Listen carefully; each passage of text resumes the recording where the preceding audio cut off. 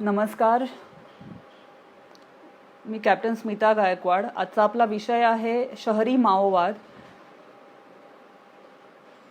आपण 2 वाजता सुरू करणार होतो, पण काही टेक्निकल कारणांमुळे मला जॉईन व्हायला आणि हे सगळं सुरू करायला आपल्याला उशीर झालेला आहे. अजून काही पार्टिसिपंट्स जॉईन होईपर्यंत आपण थांबूयात.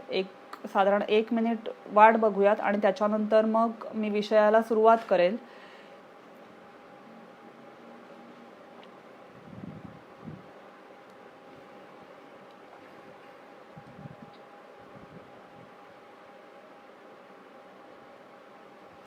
मला इथे 2 पार्टिसिपंट्सचे काही मेसेजेस दिसत आहेत आणि आता 3 जण लाईव्ह दिसत आहेत पाहताना. सो अजून एक साधारण 1 मिनिटात आपण सुरू करूयात. टेक्निकल कारणांमुळे जो डिले झालेला आहे त्यामुळे बरेच जण लाईव्हमध्ये होते सुरुवातीला, ते निघून गेलेले आहेत. पण आपण परत 1 मिनिटात सुरुवात करणार आहोत.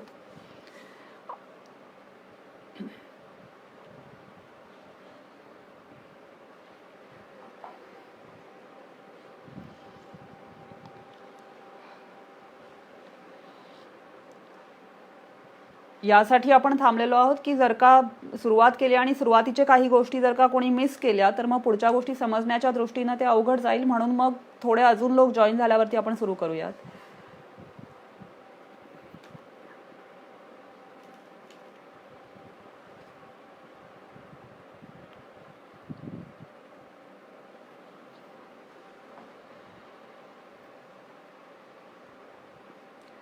ओके, मी विषयाला सुरुवात करते. आजचा आपला विषय आहे शहरी माओवाद.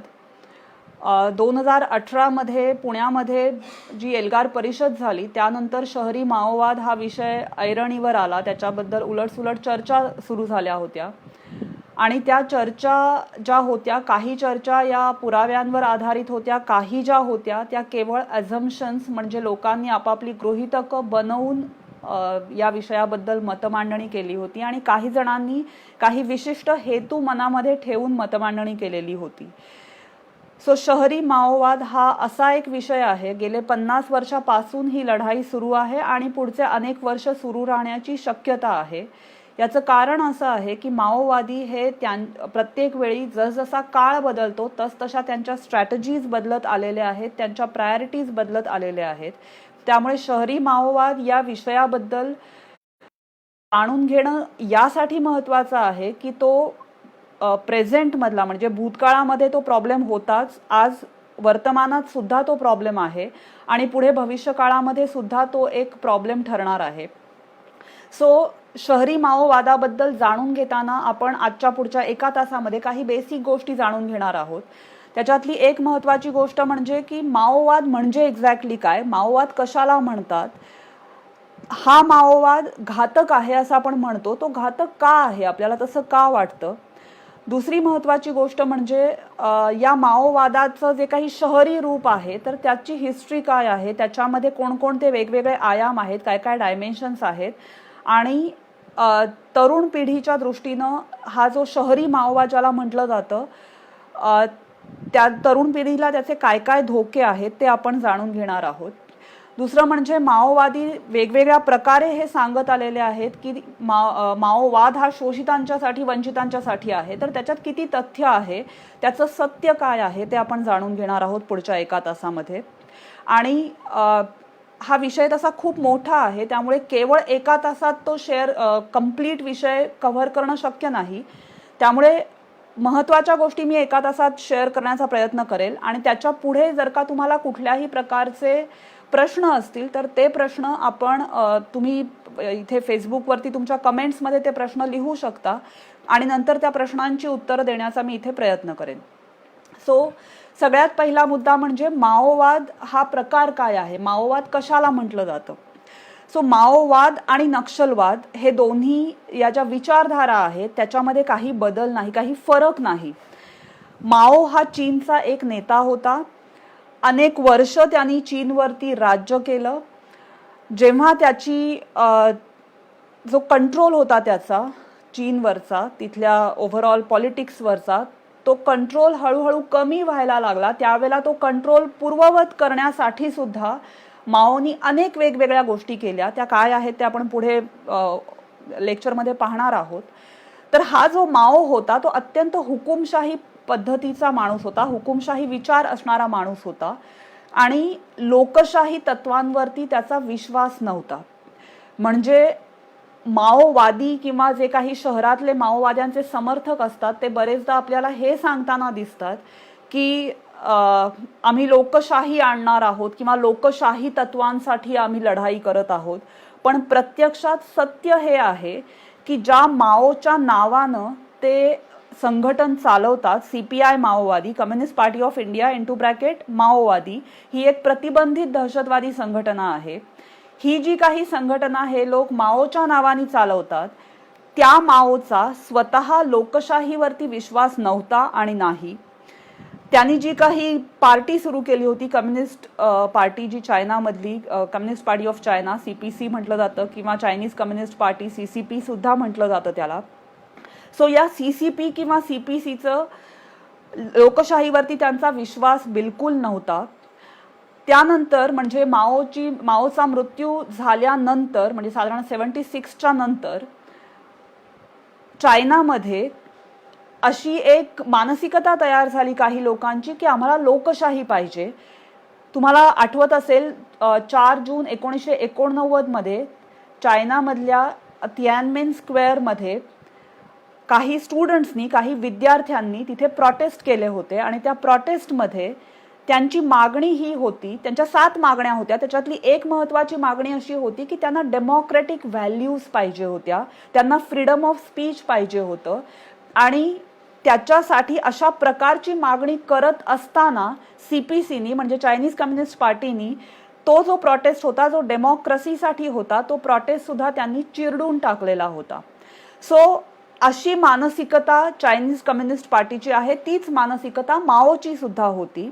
तर अशा प्रकारचा हा हुकुमशाही मानसिकता असलेला माओ आणि त्या माओची जी काही विचारसरणी आहे त्याला माओवाद असं म्हटलं जातं. आता प्रश्न हा येतो की मग नक्षलवाद म्हणजे काय? सो भारतामध्ये पश्चिम बंगालमध्ये नक्षलबाडी नावाचं एक गाव आहे, म्हणजे ज्याला आपण चिकन नेक म्हणतो. म्हणजे जो निमुळता भाग आहे, जो भारतातल्या ज्या आपली ईशान्येकडची राज्य आहेत, नॉर्थ ईस्टर्न स्टेट्स आहेत, त्यांना उर्वरित भारताशी जोडणारा जो निमुळता भाग आहे त्याला चिकन नेक म्हटलं जातं. म्हणजे कोंबडीची मान जी असते ती अशी बारीक असते, तिचा चेहरा छोटा असतो आणि धड मोठं असतं. त्याप्रमाणे ती जी निमुळता जो भाग आहे भारताच्या नकाशातला, त्याला चिकन नेक यासाठी म्हटलं जातं. तर त्या चिकन नेक वरती नक्षलबाडी हे गाव येतं पश्चिम बंगालमधलं. 1967 साली त्या नक्षलबाडी गावामध्ये एक उठाव झाला होता. प्रत्यक्षात तो अचानक झालेला उठाव होता का? तर तसं बिलकुल नव्हतं. 1961 पासून तिथे जी CPMचे जे काही कार्यकर्ते होते त्यांनी तिथे किसान सभा बनवल्या होत्या आणि त्या किसान सभांच्या माध्यमातून तिथले जे शेतमजूर होते त्यांच्यासाठी त्यांनी काम करायला सुरुवात केली होती, त्यांना मोबिलाइज करायला सुरुवात केली होती आणि त्यांच्या डोक्यामध्ये त्यांनी हा विचार रुजवला होता की आम्ही तुम्हाला तुमचे हक्क मिळवून देऊ. सो 61 पासून जे काही मोबिलायझेशन सुरू झालं त्याचा, ज्याला आपण स्फोट म्हणू शकतो, तो स्फोट झाला 1967 मध्ये, जेव्हा नक्षलबाडीचा उठाव झाला. आणि त्या नक्षलबाडीच्या उठावानंतर नक्षलवाद हा शब्द अस्तित्वात आला. सो हा नक्षलवाद आणि माओवाद याच्यामध्ये, त्यांच्या विचारसरणीमध्ये काहीही फरक नाही.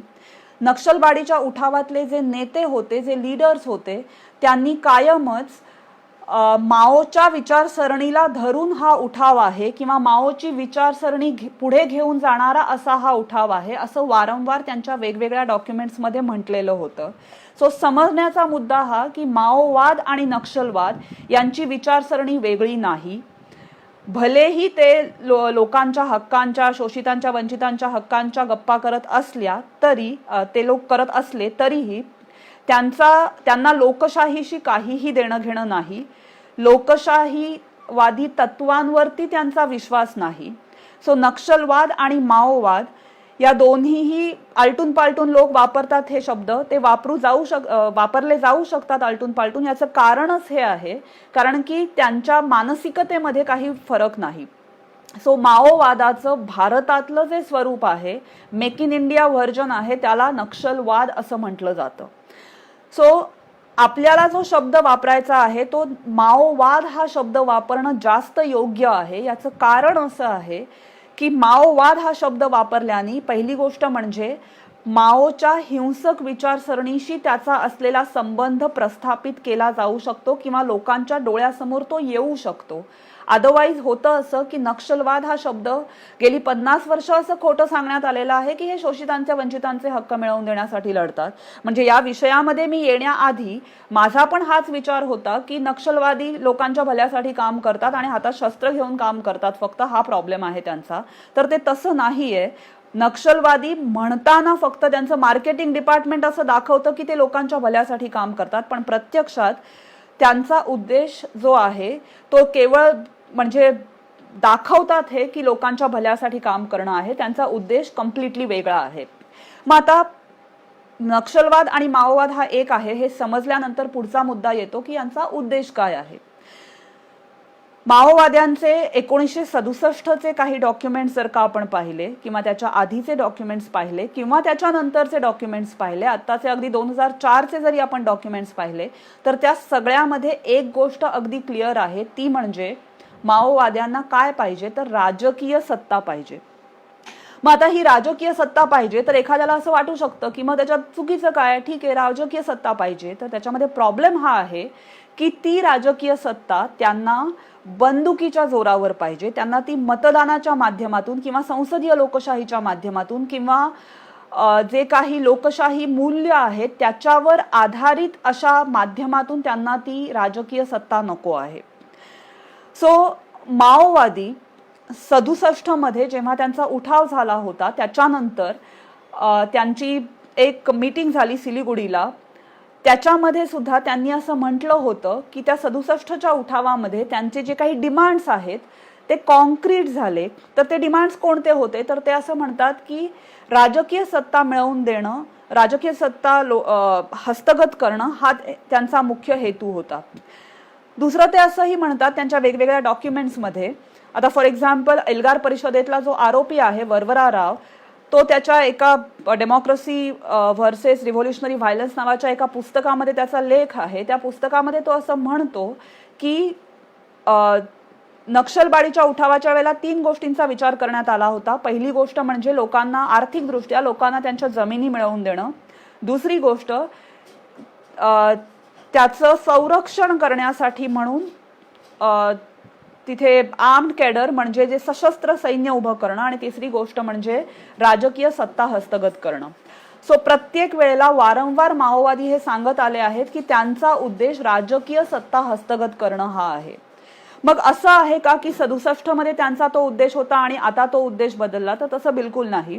2004 मध्ये CPI माओवादी नावाची संघटना माओवाद्यांनी स्थापन केली. ही एक प्रतिबंधित दहशतवादी संघटना आहे. म्हणजे 67 मध्ये जेव्हा माओवादी नक्षलबाडीमध्ये काम करत होते तेव्हा तेव्हा CPI ML म्हणजे communist party of India (Marxist Leninist) नावाची पार्टी त्यावेळेला अस्तित्वात नव्हती. Communist party of India Marxist नावाची पार्टी त्यावेळेला अस्तित्वात होती. त्या पार्टीतून काही लोक बाहेर पडले, ज्याच्यामध्ये चारू मुजुमदार, जंगल संथाल, कानू सन्याल सारखे लोक होते, आणि त्यांनी तिथे एक्स्ट्रीमिस्ट स्टेप्स घेऊन नक्षलबाडीमध्ये काम करायला सुरुवात केली. 67चा उठाव झाल्यानंतर 69 मध्ये त्यांनी CPI ML नावाची एक संघटना स्थापन केली, ज्याला पहिली नक्षलवादी संघटना म्हटलं जातं. त्याच्यानंतर 72 मध्ये चारू मुजुमदारचा मृत्यू झाला आणि नक्षलबाडीच्या जे काही ज्याला नक्षलवादी म्हटलं जायचं त्या नक्षलवादी मूव्हमेंटला, त्या चळवळीला उतरती कळा सुरू झाली त्यांची. लोकांना असं वाटलं की 72 नंतर की अच्छा आता नक्षलवाद संपला.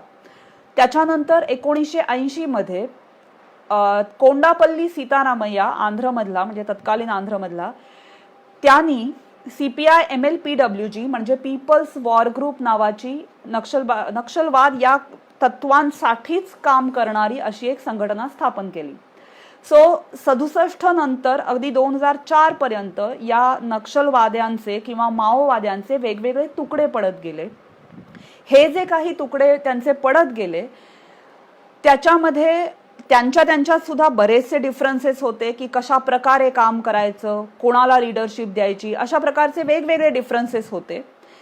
त्यानंतर 2001 पासून साधारण त्यांच्या असं लक्षात आलं की आपला जो शत्रू आहे, म्हणजे त्यांचा शत्रू म्हणजे कोण, तर भारतीय सैन्य, भारतीय पोलीस, भारताची लोकशाही, भारताची संसदीय कार्यपद्धती, हे सगळे त्यांच्या दृष्टीने त्यांचे शत्रू. त्यांच्या असं लक्षात आलं की या शत्रूला जर का आपल्याला हरवायचं असेल तर त्यासाठी आपल्याला एकत्र येऊन काम करणं गरजेचं आहे, आपल्याला कन्सॉलिडेशन करणं गरजेचं आहे.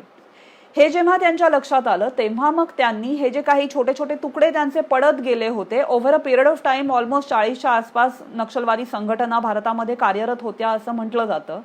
सो त्यांचं कन्सॉलिडेशन त्यांनी सुरू केलं आणि 2004 मध्ये अशा वेगवेगळ्या संघटना एकत्र येऊन त्यांनी CPI माओवादी या नावाने काम करायला सुरुवात केली.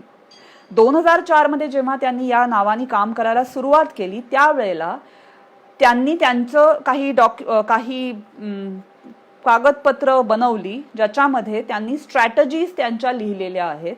त्याच्यातलं एक महत्त्वाचं डॉक्युमेंट किंवा कागदपत्र म्हणजे strategy and tactics of Indian revolution नावाचं एक डॉक्युमेंट. त्या डॉक्युमेंटमध्ये माओवादी क्लिअरली असं म्हणतात की त्यांचा ऑब्जेक्टिव्ह काय आहे, तर त्यांचं असं म्हणणं आहे, मी तुम्हाला क्लिअरली वाचून दाखवते की माओवाद्यांचं असं म्हणणं आहे की त्यांच्या क्रांतीचं, म्हणजे ही काही भारताविरोधातली जी काही लढाई आहे त्याला ते क्रांती असं म्हणतात. ते असं म्हणतात की त्यांच्या क्रांतीचं मूलभूत उद्दिष्ट काय, तर लोकांच्या दीर्घकालीन युद्धाने राजकीय सत्ता हस्तगत करणं. म्हणजे फायनली राजकीय सत्ताच हस्तगत करायची आहे, पण ती कशी करायची, तर ती लोकांच्या दीर्घकालीन युद्धानं करायची असं ते म्हणतात. मग आता हे लोकांच्या दीर्घकालीन युद्धानं म्हणजे काय, तर थोडक्यात त्यांना भारताच्या विरोधात लढाई लढायची आहे आणि राजकीय सत्ता हस्तगत करायची आहे, मतदानाच्या माध्यमातून नाही. मग आता ही लढाई कोण लढणार, तर माओवादी असं म्हणतात की आपल्यासारखे सामान्य माणसं जी आहेत ती ही लढाई लढणार.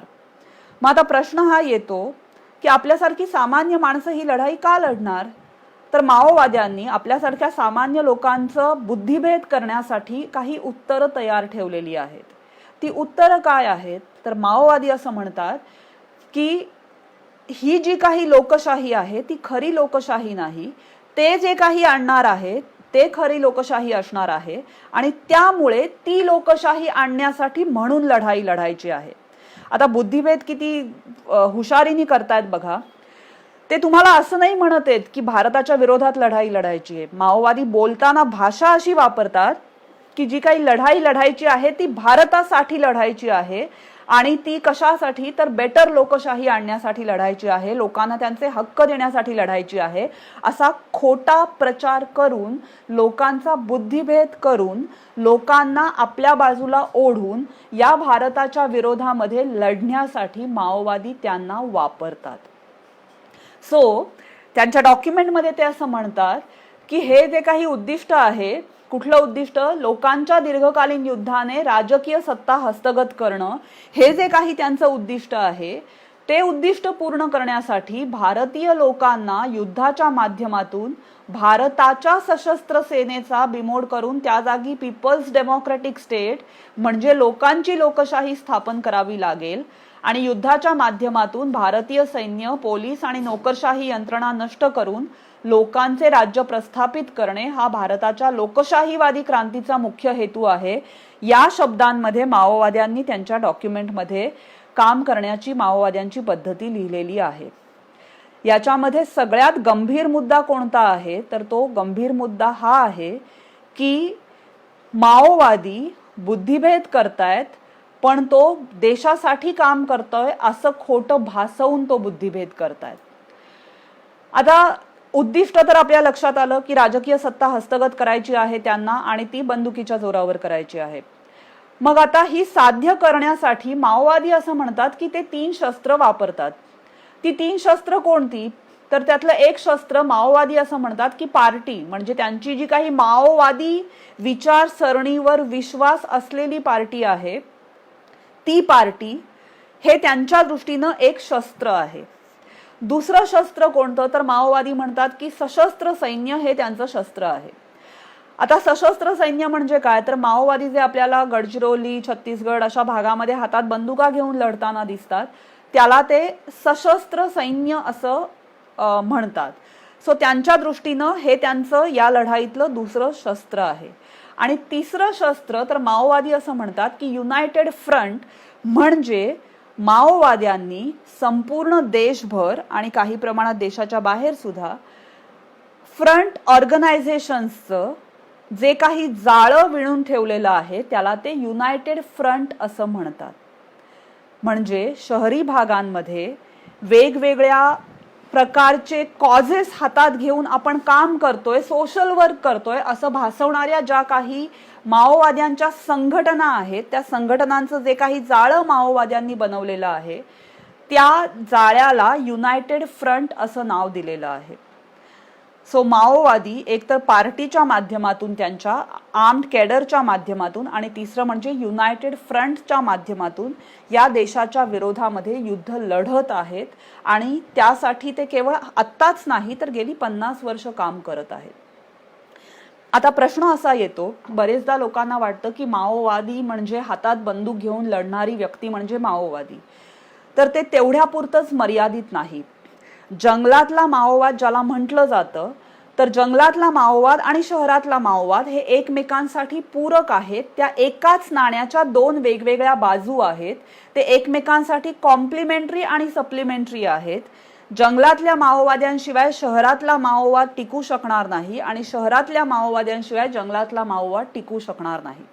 त्यामुळे जंगलातला माओवाद वेगळा आणि शहरातला वेगळा असा प्रकार नाहीये.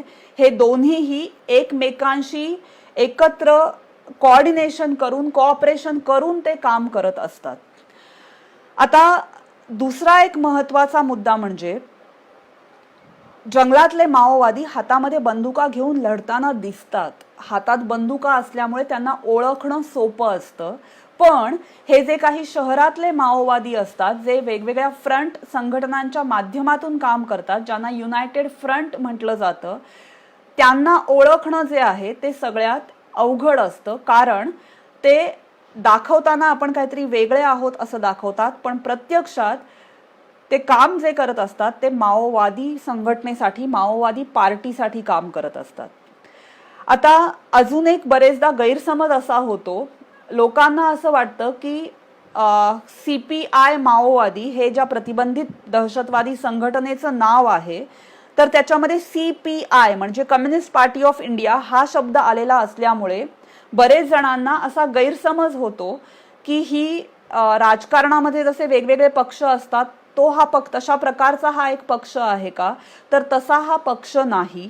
म्हणजे ज्या काही इलेक्शन कमिशननी अप्रूव्ह केलेल्या पार्टीज आहेत CPI, CPM म्हणजे communist party of India, communist party of India * Marxist या वेगळ्या पार्टीज आहेत. ते इलेक्शन कमिशननी अप्रूव्ह केलेले ते पक्ष आहेत, राजकीय पक्ष आहेत जे लोकशाही पद्धतीनं निवडणुका लढतात. CPI माओवादी जो आहे तो राजकीय पक्ष नाही, ती एक प्रतिबंधित दहशतवादी संघटना आहे ज्यांचा लोकशाहीवर विश्वास नाही. आणि इंटरेस्टिंग गोष्ट अशी आहे की भूतकाळामध्ये अशा गोष्टी घडलेल्या आहेत की काही नक्षलवादी संघटनेच्या लोकांनी इलेक्शनमध्ये सुद्धा पार्टिसिपेट केलेलं आहे. का केलेलं आहे तर त्यांचं म्हणणं असं आहे की ही जी काही सिस्टीम आहे संसदीय लोकशाहीची ती किती युजलेस आहे हे आम्ही इलेक्शनमध्ये पार्टिसिपेट करून सिद्ध करायचं आहे म्हणून त्यांनी इलेक्शन लढवलेले आहेत. म्हणजे अगदी 2004 मध्ये सुद्धा अशा प्रकारच्या केसेस झालेल्या आहेत की काही नक्षलवादी संघटनांनी इलेक्शन्स लढवलेले आहेत. त्या प्रतिबंधित नक्षलवादी संघटना नव्हत्या एवढाच काय तो फरक आहे. सो आज आपण जे बघणार आहोत ते CPI माओवादी या प्रतिबंधित दहशतवादी संघटनेबद्दल बघणार आहोत. तर मग माओवादी कोणाला म्हणायचं तर या CPI माओवादी या प्रतिबंधित दहशतवादी संघटनेसाठी काम करणारे जे कोणी लोक आहेत त्यांना माओवादी म्हणायचं. मग ते आयदर हातामध्ये बंदुका घेऊन लढत असतील किंवा शहरांमध्ये राहून प्रोफेसर म्हणून, वकील म्हणून, ह्युमन राईट्स ऍक्टिव्हिस्ट म्हणून किंवा स्त्रियांचे प्रश्न सॉल्व्ह करण्यासाठी काम करतोय म्हणून अशा वेगवेगळ्या प्रकारची रूप घेऊन अशा वेगवेगळ्या प्रकारे आम्ही काम करतोय असं ते दाखवून, समाजासाठी काम करतोय असं दाखवून प्रत्यक्षात या प्रतिबंधित माओवादी संघटनेसाठी जे काम करत असतात त्यांना आपण माओवादी म्हणतो. मग ते कुठल्या कुठल्या प्रकारची कामं करतात? ते रिक्रुटमेंटची कामं करतात. उदाहरण द्यायचं झालं तर पुण्यातली 2 मुलं, संतोष शेलार आणि प्रशांत कांबळे नावाची, आय थिंक 2010-11च्या दरम्यान ही 2 मुलं, तरुण 20-24 वर्षाची मुलं असतील ही, ती पुण्यातून गेली आणि जॉईन झाली नक्षलवाद्यांच्या आर्म्ड कॅडरमध्ये, ज्याला सशस्त्र दलम म्हटलं जातं. दलम म्हणजे जे छोटंसं युनिट असतं, जसं आर्मीमध्ये प्लाटून, बटालियन हे जे असतं, तर प्लाटूनच्या खाली सेक्शन असतं, तसं माओवाद्यांचं सगळ्यात छोटं जे काही युनिट आहे त्याला दलम असं म्हटलं जातं. सो हे दोघं जण जे पुण्यातली तरुण मुलं होती ती तिकडे माओवाद्यांच्या सशस्त्र दलममध्ये जॉईन झाली. म्हणजे बरेचदा आपल्याला असं वाटतं की फक्त जंगलातले जे आदिवासी आहेत त्यांच्यातली मुलं जी आहेत ती माओवाद्यांना जॉईन होतात, तर तसं नाहीये. शहरांमधून सुद्धा माओवाद्यांना किंवा माओवाद्यांच्या सशस्त्र दलममध्ये जॉईन झालेल्या घटना अनेक ठिकाणी घडलेल्या आहेत. चंद्रपूरमध्ये घडलेल्या आहेत आणि अगदी पुण्यासारख्या ठिकाणी जिथे डेव्हलपमेंट आहे असं आपण म्हणतो अशा ठिकाणावरून सुद्धा माओवादी दलमसाठी तरुण मुलं जॉईन झालेली आहेत.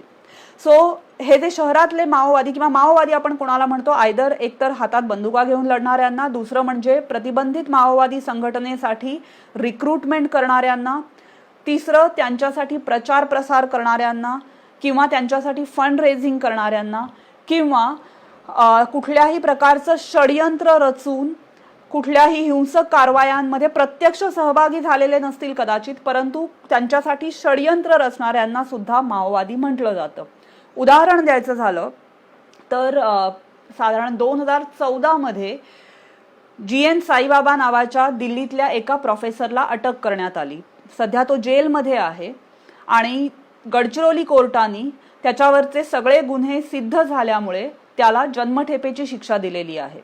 आता लक्षात घ्या, हा GN साईबाबा दिल्ली युनिव्हर्सिटीमध्ये इंग्रजी विषयाचा प्राध्यापक होता. 1991 तो आंध्रमधून दिल्लीमध्ये शिफ्ट झाला. असं म्हटलं जातं की त्याला पार्टीने तिकडे पाठवलं.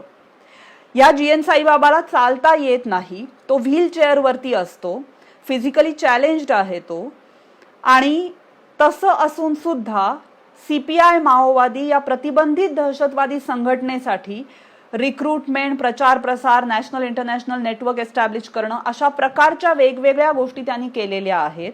आणि त्यामुळे त्याच्यावरचे जे काही गुन्हे आहेत ते पुराव्यांवर आधारित जो काही खटला चालला त्या खटल्यामध्ये गडचिरोली कोर्टाने त्याला माओवादी ठरवून जन्मठेपेची शिक्षा दिलेली आहे.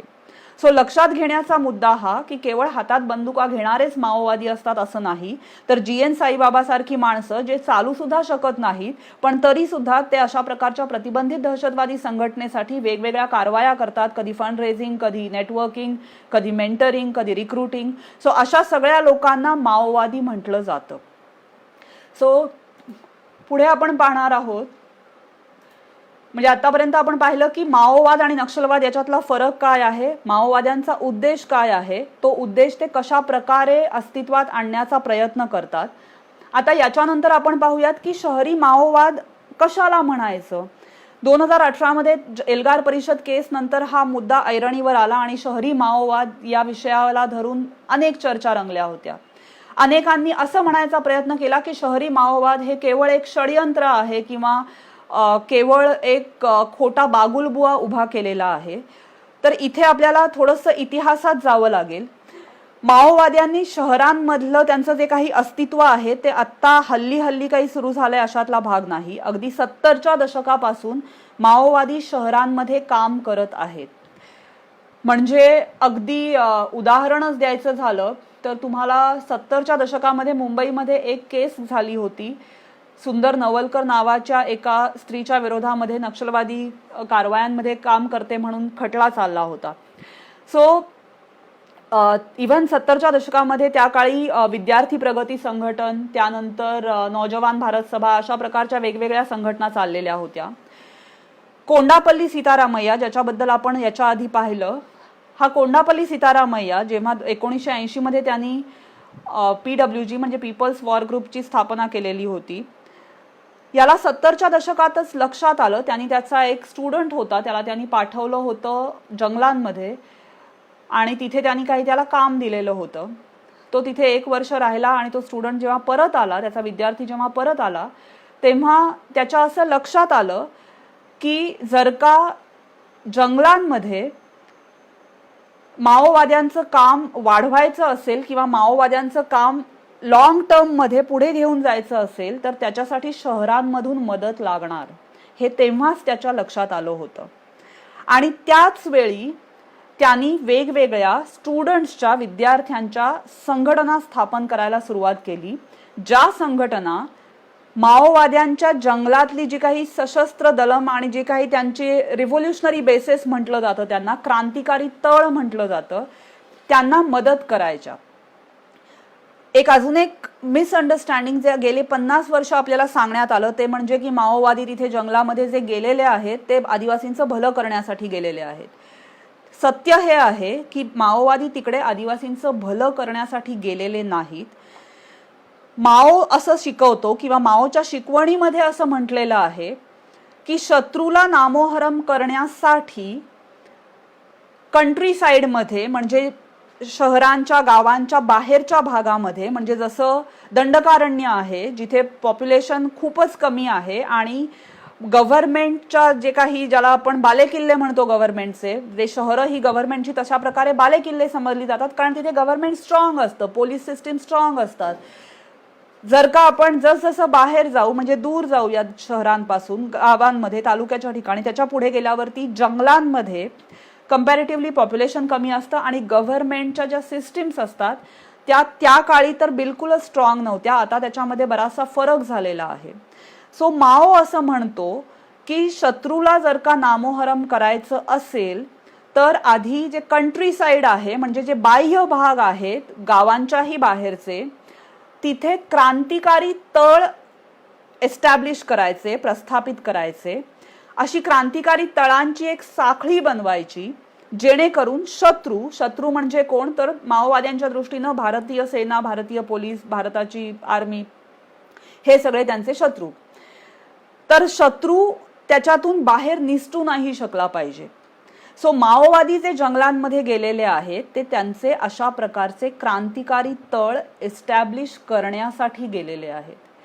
माओवादी तिकडे आदिवासींचा विकास करण्यासाठी गेलेले नाहीत, आदिवासींचं भलं करण्यासाठी तिकडे गेलेले नाहीत. ते तिकडे गेलेत ते क्रांतिकारी तळ उभे करण्यासाठी गेलेले आहेत. सो कोंडापल्ली सीतारामय्याला जेव्हा 70च्या दशकामध्ये हे लक्षात आलं की जर का हे क्रांतिकारी तळ आपल्याला उभे करायचे आहेत तर त्यासाठी सगळ्यात आधी शहरांमधून त्याला सपोर्ट लागेल, तेव्हा त्यांनी शहरांमध्ये फ्रंट ऑर्गनायझेशन्स किंवा फ्रंट संघटना उभ्या करायला सुरुवात केली. मग या फ्रंट संघटना कोणाकोणाच्या उभ्या केल्या त्यांनी बेसिकली सुरुवात जी केली होती ती स्टुडंट्स ऑर्गनायझेशन्स म्हणजे विद्यार्थ्यांच्या संघटना उभारायला सुरुवात केली. त्यानंतर वेगवेगळ्या रायटर्स असोसिएशन म्हणजे रिव्होल्युशनरी रायटर्स असोसिएशन नावाची एक संघटना वरवराराव चालवतो. लोकसभेमध्ये 2014 फेब्रुवारी युपीए गव्हर्नमेंटनी एक यादी जी जाहीर केली होती माओवादी फ्रंट संघटनांची, त्यामध्ये या रिव्होल्युशनरी रायटर्स असोसिएशनचं नाव आहे. रिसेंटली वरवराराव आता जो जेलमध्ये आहे एल्गार परिषद प्रकरणात, त्याची तब्येत ठीक नव्हती आणि त्या संदर्भात बातमी करताना महाराष्ट्र टाइम्सनी असं म्हटलंय की तो एक कवी आहे. तर कवी आहे का आहे तो कवी, लेखक आहे का आहे तो लेखक, पण नक्षलवादी विचार पुढे नेण्यासाठी आणि नक्षलवादी विचारांना चालना देण्याचं तो काम करतो, हे पण तितकंच सत्य आहे. आणि हे मी नाही म्हणते, हे तो स्वतः म्हणतो. त्याचे स्वतःचे ते विचार आहेत जे त्यांनी मीडियाच्या समोर अनेक वर्ष मांडलेले आहेत. So coming back to the point, front संघटना या हल्ली तयार झालेल्या नाहीत. अगदी 70-80च्या दशकापासून या फ्रंट संघटना सुरू झालेल्या आहेत.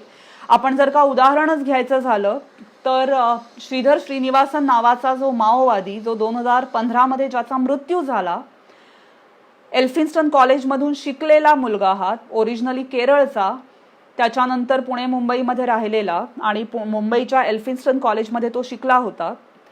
शिकत असताना तो या माओवादी विचारांच्या संपर्कात आला. विद्यार्थी प्रगती संघटन सारख्या संघटनांच्या मध्ये तो त्यांच्या बरोबर काम करू लागला. नौजवान भारत सभाच्या बरोबर काम करू लागला. जेव्हा या श्रीधर श्रीनिवासनचा मृत्यू झाला 2015 मध्ये, तेव्हा सीपीआय माओवादी या प्रतिबंधित दहशतवादी संघटनेनं जे एक पत्रक काढलं होतं त्याच्याबद्दलचं, त्याच्यामध्ये ते असं सांगतात की त्यांनी शिक्षण सोडलं होतं कारण की त्याला या चळवळीमध्ये, आता चळवळ हा शब्द ते वापरतायत, प्रत्यक्षात ही चळवळ म्हणजे ही प्रतिबंधित दहशतवादी संघटनेचे उद्योग आहेत. सो त्या चळवळीसाठी काम करण्यासाठी म्हणून त्यांनी शिक्षण सोडलं होतं. त्याच्यानंतर वेगवेगळ्या स्टुडंट्सला मोबिलाइज करण्याचं काम त्यांनी केलं. एकेकाळी मुंबई युनिव्हर्सिटी बंद पाडण्याचे उद्योग त्यांनी केलेले होते. त्याच्याशिवाय त्यांनी वेगवेगळ्या ट्रेड युनियन्समध्ये तो जॉईन झालेला होता. ट्रेड युनियन्समध्ये जॉईन झाल्यानंतर ठाणे, त्याच्यानंतर भिवंडी या भागांमधल्या वेगवेगळ्या ट्रेड युनियन्समध्ये त्यांनी काम केलं होतं. आणि तिथे काम करत असताना कामगारांना मोबिलाइज करायचं किंवा तिथे जे वेगवेगळे संप होतात त्या संपांना, ते ॲक्शन्स ज्या असतात त्यांना मिलिटंट बनवायचं, असे उद्योग सुद्धा त्यांनी केलेले होते. सो अशा प्रकारे अगदी 70-80 पासूनच माओवाद्यांच्या फ्रंट संघटना शहरांमध्ये काम करत आहेत. सो शहरांमध्ये माओवाद्यांचं अस्तित्व किंवा माओवाद्यांच्या हालचाली ही नवीन घटना नाही. हे वारंवार सांगण्याचा उद्देश हा आहे की अगदी 70 पासून हे उद्योग चालू आहेत. फक्त आता ते डोळ्यासमोर येत आहेत स्पष्टपणे, किंवा आता सोशल मीडियामुळे अनेक गोष्टी समोर येऊ शकतात. सुरुवातीला असं होतं की मीडियामध्ये ठराविकच प्रकारच्या न्यूज यायच्या आणि अनेक माओवाद्यांचे समर्थक असे मीडियामध्ये आहेत की ज्यांनी अशा प्रकारचं चित्र निर्माण केलेलं होतं की माओवादी हे लोकांच्या भल्यासाठी काम करतात. पण प्रत्यक्षात ज्या काही हिंसक कारवाया आहेत आणि जे काही माओवाद्यांचं अल्टेरियर मोटिव्ह आहे, म्हणजे त्यांचं जे काही खरं ऑब्जेक्टिव्ह आहे, राजकीय सत्ता गोळीच्या जोरावरती, बंदुकीच्या जोरावरती हस्तगत करायचं, ते त्यांनी कधी समोर येऊ दिलं नव्हतं. सो आता आपण हे बघितलं की शहरातल्या ज्या काही फ्रंट संघटना आहेत त्या अनेक वर्षांपासून काम करतात. आपण श्रीधर श्रीनिवासनचं उदाहरण सुद्धा बघितलं. आपण अजून एक उदाहरण पाहूया, ते म्हणजे अनुराधा गांधीचं.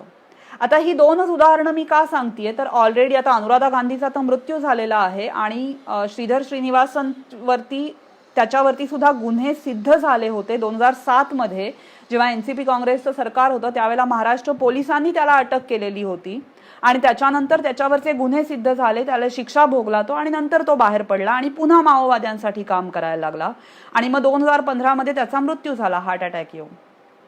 सो हा जो श्रीधर श्रीनिवासन होता, त्याचप्रमाणे अजून एक व्यक्ती म्हणजे अनुराधा गांधी. सो ही जी अनुराधा गांधी, सो श्रीधरवरचे गुन्हे सिद्ध झालेले आहेत कोर्टात म्हणून मी श्रीधरचं उदाहरण दिलं. GN साईबाबावरचे गुन्हे कोर्टामध्ये सिद्ध झालेले आहेत म्हणून मी GN साईबाबाचं उदाहरण दिलं. सो मी जी काही उदाहरणं तुमच्यासमोर ठेवत आहे ती कोर्टामध्ये सिद्ध झालेली उदाहरणं आहेत म्हणून मी तुमच्यासमोर ठेवत आहे. तिसरं एक उदाहरण म्हणजे अनुराधा गांधी. अनुराधा गांधीचा मृत्यू झाला 2008 मध्ये. कोर्टामध्ये तिच्या विरोधात कुठले गुन्हे सिद्ध झालेले नाहीत किंवा खटला चाललेला नाही, परंतु तिचा मृत्यू झाल्यानंतर तिच्या स्मरणार्थ ज्या काही वेगवेगळी पुस्तकं प्रकाशित केली गेली, त्याच्यातलं एक पुस्तक जे जवाहरलाल नेहरू युनिव्हर्सिटीमधून प्रकाशित केलं गेलं आणि त्याशिवाय ती प्रतिबंधित माओवादी संघटना CPI माओवादी याची ती केंद्रीय समिती सदस्य होती. तिच्या स्वतःचे माओवाद्यांच्या युनिफॉर्ममध्ये हातात बंदूक घेतलेले फोटो अस्तित्वात आहेत. तिचा जो पती आहे तो सुद्धा आता जेलमध्ये आहे. माओवादाचे गुन्हे त्याच्यावरती आहेत. सो अशा प्रकारे पुरावे अस्तित्वात असल्यामुळे ती नावं मी घेत आहे तुमच्या समोर. आता ही जी अनुराधा गांधी होती ती MA सोशॉलॉजी तिचं झालेलं होतं आणि त्या काळी म्हणजे अगेन 70-80च्या दशकामध्ये मुंबईमध्ये ती काम करत होती. बरेचदा हा प्रश्न उपस्थित केला जातो किंवा इव्हन एल्गार परिषदेच्या केस नंतर हा प्रश्न उपस्थित केला गेला की हे सगळेजण उच्च शिक्षित आहेत, सॉफिस्टिकेटेड आहेत, अत्यंत चांगल्या अशा बॅकग्राऊंडमधून आलेले आहेत, हे कसे काय माओवादी असू शकतात.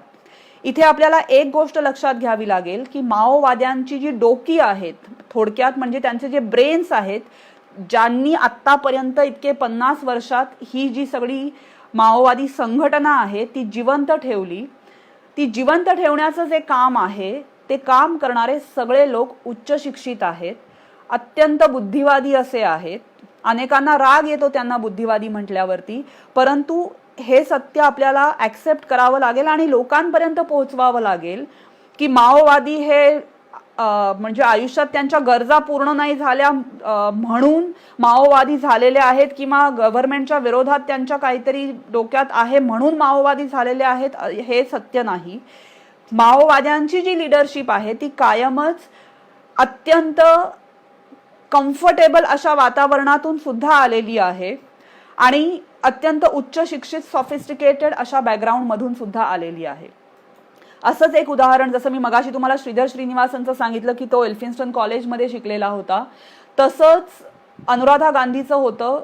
समाजशास्त्र म्हणजे सोशॉलॉजीमध्ये तिने MA केलेलं होतं, त्याच्यानंतर MPhil केलेलं होतं, प्रोफेसर म्हणून ती काम करत होती आणि एल्फिन्स्टन कॉलेजमध्ये असताना तिच्या राजकीय जीवनाला सुरुवात झाली आणि तिने त्या काळी एक CPDR committee for protection of democratic rights नावाची एक संघटना सुद्धा सुरू केलेली होती. त्यानंतर अनुराधा गांधी आणि कोबाड गांधी, तिचा पती कोबाड गांधी जो सध्या जेलमध्ये आहे, माओवादाशी त्याचा संबंध आहे आणि माओवादी पार्टीसाठी काम करतो म्हणून त्याच्यावरती ऑलमोस्ट काहीतरी 27च्या आसपास केसेस आहेत, त्यामुळे तो जेलमध्ये आहे. सो 77 मध्ये जेव्हा या अनुराधा गांधी आणि कोबाड गांधीचं लग्न झालं त्यावेळेला सुद्धा तिथे विद्यार्थी प्रगती संघटन किंवा प्रोग्रेसिव्ह युथ मूव्हमेंट नावाच्या ज्या संघटना त्या काळी मुंबईमध्ये चालायच्या त्या संघटनांमध्ये हे दोघंही काम करत होते आणि त्या संघटनांच्या माध्यमातून नक्षलवादी विचार लोकांपर्यंत पोहोचवण्याचे उद्योग हे लोक करत होते. बरेचदा अशा रेफरन्सेस आढळतात की ही अनुराधा गांधी जी होती ती दलित पॅन्थर आणि इव्हन कोबाड गांधी सुद्धा हे दलित पॅन्थर मध्ये सुद्धा काम करून झालेलं आहे यांचं. त्यानंतर साधारण 80च्या दशकामध्ये हे दोघंही जण नागपूरला शिफ्ट झाले आणि इंदोरा नावाचं जे ठिकाण आहे नागपूरमध्ये तिथे ते राहायला लागले. हा जो कोबाड गांधी होता तो पण अत्यंत श्रीमंत घराण्यातला मुलगा आणि भारतातल्या श्रीमंतांची मुलं जिथं शाळेत जातात अशा दून स्कूलमध्ये शिकलेला. तिथं शिक्षण घेतल्यानंतर तो लंडन स्कूल ऑफ इकॉनॉमिक्समध्ये गेला. लंडन स्कूल ऑफ इकॉनॉमिक्समध्ये जेव्हा तो शिकायला गेला तिथे लेफ्ट पॉलिटिक्समध्ये पडला आणि कारण तो शिकण्यासाठी गेला होता आणि तिथे पॉलिटिक्समध्ये लुडबुड करत होता म्हणून त्याला परत पाठवण्यात आलं. म्हणजे मध्यंतरी जेव्हा CAA प्रकरणामध्ये चेन्नईमध्ये एका आय थिंक जर्मन की फ्रेंच माणसाला परत पाठवण्यात आलं होतं स्टुडंटला, कारण की तो या CAAच्या प्रोटेस्टमध्ये होता म्हणून, तर अनेकांनी सोशल मीडियावरती त्याच्याबद्दल खेद व्यक्त केला की असं का केलं. तर हे रूल्स सगळ्या देशांमध्ये फॉलो होतात की स्टुडंट व्हिसावरती शिकण्यासाठी कोणी आलेलं असेल तर त्यांनी शिकायचं असतं, त्यांनी बाकीचे उद्योग करायचे नसतात. सो कोबाड गांधीला त्याच कारणांमुळे परत पाठवण्यात आलं होतं. जेव्हा त्याला परत पाठवलं त्यावेळेला तो हे ठरवून आला होता की तो माओवादासाठी काम करणार. 80च्या दशकात तो जेव्हा इथे परत आला त्याच वेळेला अनुराधा गांधी सुद्धा तेव्हा दोघंही जण मुंबईमध्ये होते. मुंबईमध्ये असताना त्या काळी एक पेद्दी शंकर नावाचा माओवादी गडचिरोलीमध्ये मारला गेला. एका एन्काउंटरमध्ये पोलिसांनी त्याला मारलं.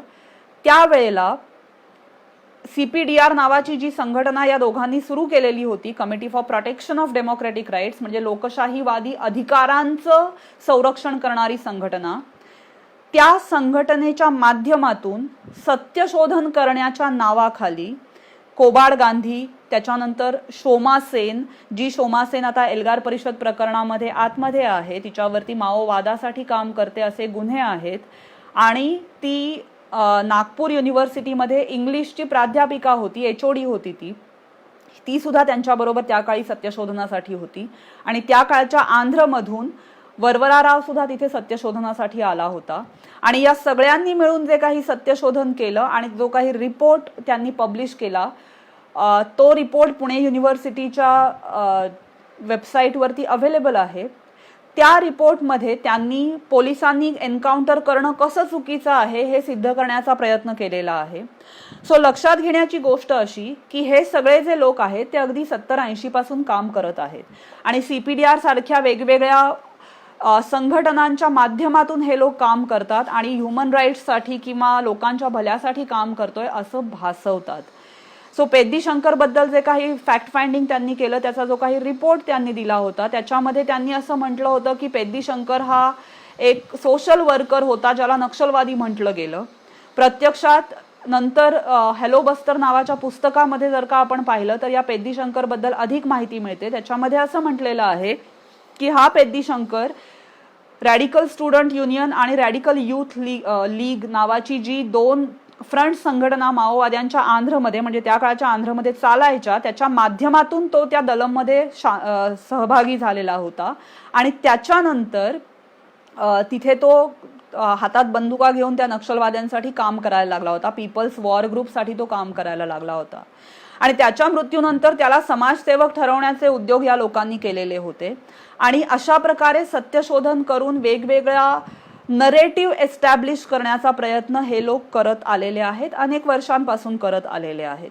सो शहरांमधले जे माओवाद्यांचे समर्थक असतात ते अशा प्रकारे काम करत असतात की ज्यामध्ये सत्यशोधन करायचं आणि वेगवेगळे रिपोर्ट्स पब्लिश करायचे आणि खोट्या गोष्टी लोकांसमोर आणायच्या आणि लोकांमध्ये पसरवण्याचा प्रयत्न करायचा. हा पण एक त्याच्यातलाच एक यांच्या कार्यपद्धतीचा भाग असतो. म्हणजे तुम्हाला आठवत असेल की कोरेगाव ची जी दंगल झाली होती, ती दंगल झाल्यानंतर जी काही डॉक्युमेंट्स मुंबई पोलिसांनी तिथे समोर दाखवली, महाराष्ट्र पोलिसांनी जी प्रेस कॉन्फरन्स घेतली होती त्याच्यामध्ये काही डॉक्युमेंट्स त्यांनी समोर दाखवली होती.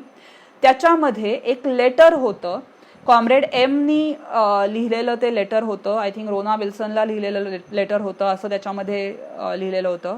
त्याच्यात असा उल्लेख होता की कोरेगावमध्ये जो मुलगा ज्याचा मृत्यू झाला म्हणजे राहुल फटांगडे, तर त्याच्या संबंधी सत्यशोधन करून त्याच्या डेथला एक्सप्लॉइट करता येईल का हे पहा, अशा प्रकारचा आशय त्या लेटरमध्ये होता. सो सत्यशोधन हे सुद्धा माओवाद्यांचं एक शस्त्र आहे, त्यांची काम करण्याची ती एक पद्धती आहे. सो ही आपण काही उदाहरणं पाहिली की अनुराधा गांधी कशी काम करायची किंवा श्रीधर श्रीनिवासन कसा काम करायचा. कधी कॉलेजेसमध्ये त्यांनी काम केलं, कधी युनिव्हर्सिटीजमध्ये काम केलं, कधी ट्रेड युनियन्समध्ये काम केलं. त्याच्यानंतर अनुराधा गांधींनी सुद्धा जसं मी तुम्हाला उदाहरणं दिली की तिने कधी इंदोऱ्यामध्ये राहून काम केलं, त्याच्यानंतर ती भूमिगत झाली, ती आणि कोबाड गांधी दोघंही भूमिगत झाले आणि मग झारखंड, गडचिरोली या भागामध्ये ते काम करायला लागले. वरवरा रावनी असा उल्लेख केलेला आहे JNU मधून अनुराधा गांधीच्या संदर्भात जे पुस्तक प्रकाशित झालं त्याच्यामध्ये वरवरा राव असं म्हणतो की 80च्या काळामध्ये जे काही सत्यशोधन झालं त्या सत्यशोधनाच्या वेळेला आंध्रची टीम आणि महाराष्ट्रातली टीम एकत्र येऊ शकले आणि ते एकत्र आल्यामुळे पुढे मग कोबाड गांधी तिथे कोंडापल्ली सीतारामय्याला जाऊन भेटला आंध्रमध्ये आणि त्यानंतर महाराष्ट्र, कर्नाटक आणि मध्य प्रदेशमध्ये माओवाद येऊ शकला, अशा प्रकारचा उल्लेख त्या पुस्तकांमध्ये दिसतो. सो लक्षात घेण्याचा मुद्दा असा की शहरी माओवाद हा काही नवीन प्रकार नाही, हे फार जुन्या काळापासून या अस्तित्वात असलेल्या गोष्टी आहेत. त्याच्यावरती कारवाई हल्ली हल्ली होताना दिसत आहे आणि इव्हन जेव्हा 2013 मध्ये 2014 फेब्रुवारीमध्ये त्यावेळेला जेव्हा UPAचं सरकार होतं त्यावेळेला होम मिनिस्ट्रीनी सुप्रीम कोर्टामध्ये एक प्रतिज्ञापत्र दाखल केलं होतं. त्याच्यामध्ये त्यांनी असं म्हटलेलं आहे की माओवादी जे शहरांमध्ये राहून काम करतात ते जंगलातल्या माओवाद्यांपेक्षा अधिक धोकादायक आहे, कारण एकतर ते वेगवेगळी रूपं घेऊन काम करतात, कधी प्रोफेसर म्हणून, कधी वकील म्हणून, अशा वेगवेगळ्या प्रकारे ते काम करतात.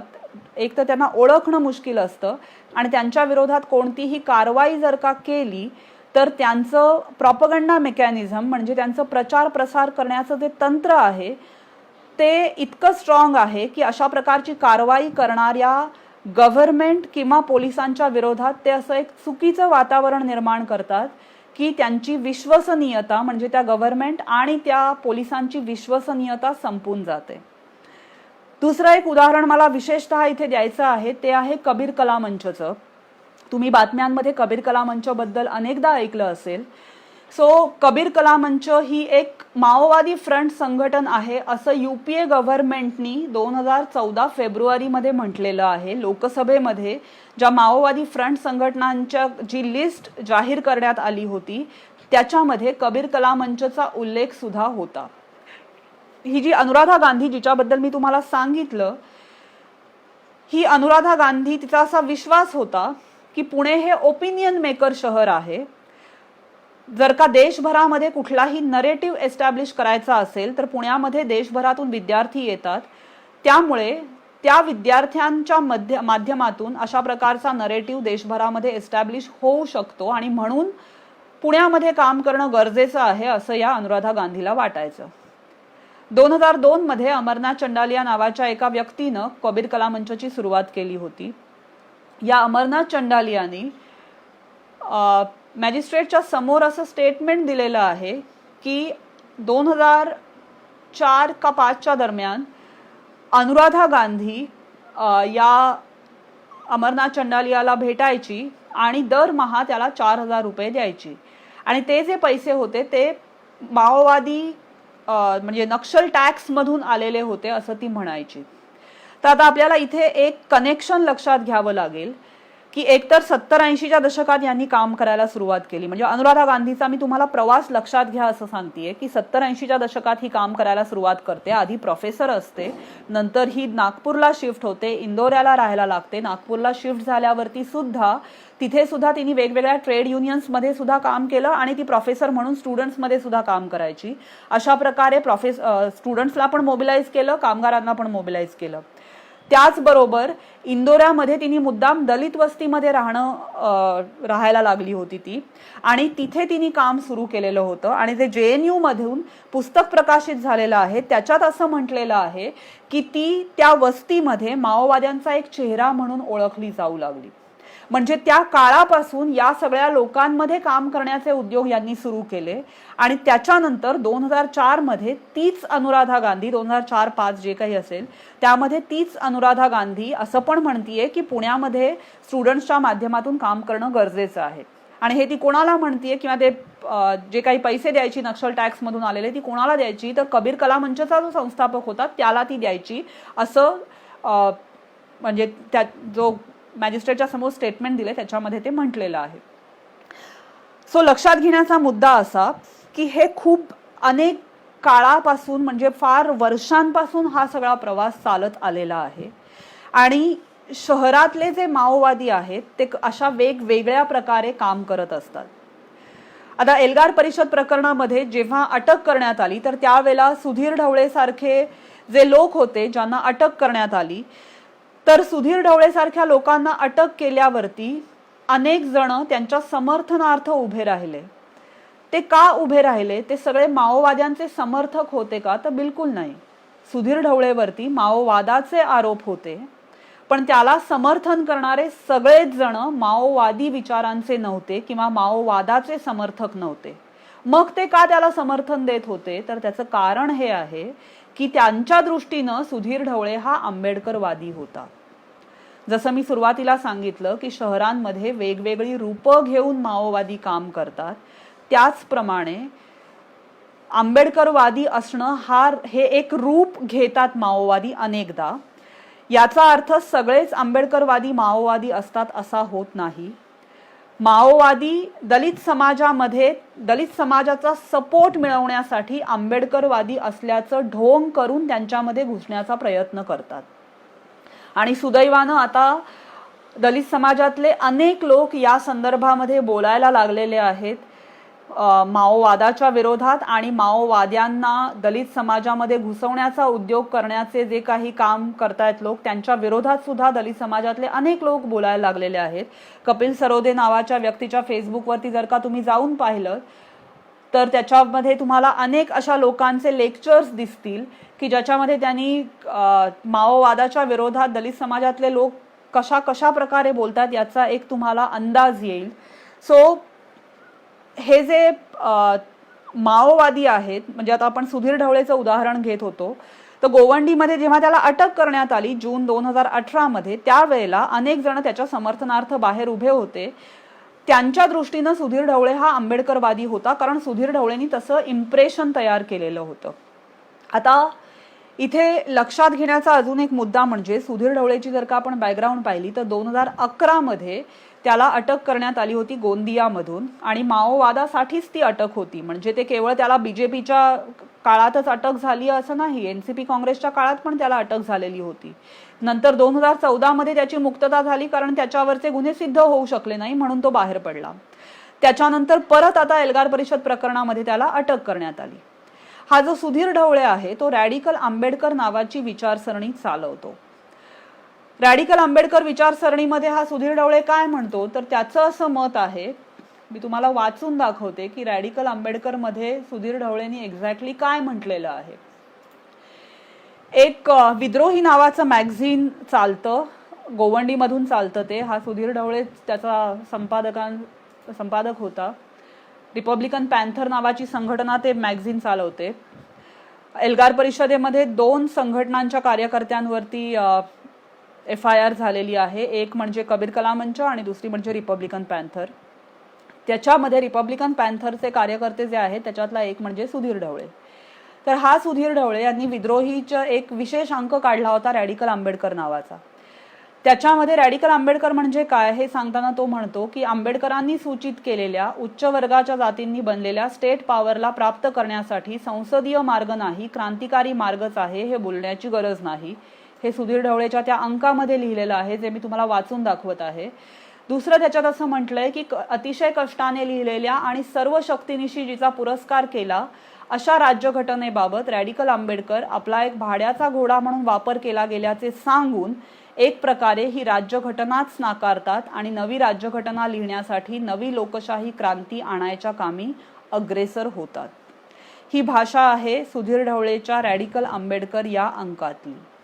साधी गोष्ट आहे, कुठलीही आंबेडकरवादी व्यक्ती, कुठलीही संविधानावर विश्वास असणारी व्यक्ती राज्यघटना नाकारण्याच्या बद्दल बोलत नाही, बोलू शकत नाही, कारण त्यांची एक निष्ठा आहे त्या राज्यघटनेवरती, त्या संविधानावरती.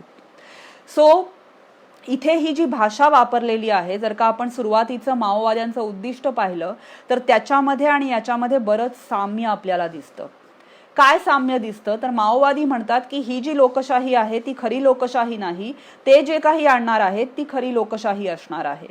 दुसरी गोष्ट सुधीर ढवळे इथं म्हणतो की ही जी आत्ताची राज्यघटना आहे तिने केवळ एक भाड्याचा घोडा म्हणून त्या राज्यघटनेबाबत रॅडिकल आंबेडकर आपला एक भाड्याचा घोडा म्हणून वापर केला गेल्याचे सांगून राज्यघटना नाकारतात आणि नवी राज्यघटना लिहिण्यासाठी नवी लोकशाही क्रांती आणायच्या कामी अग्रेसर होतात. अशा प्रकारची तो भाषा वापरतोय.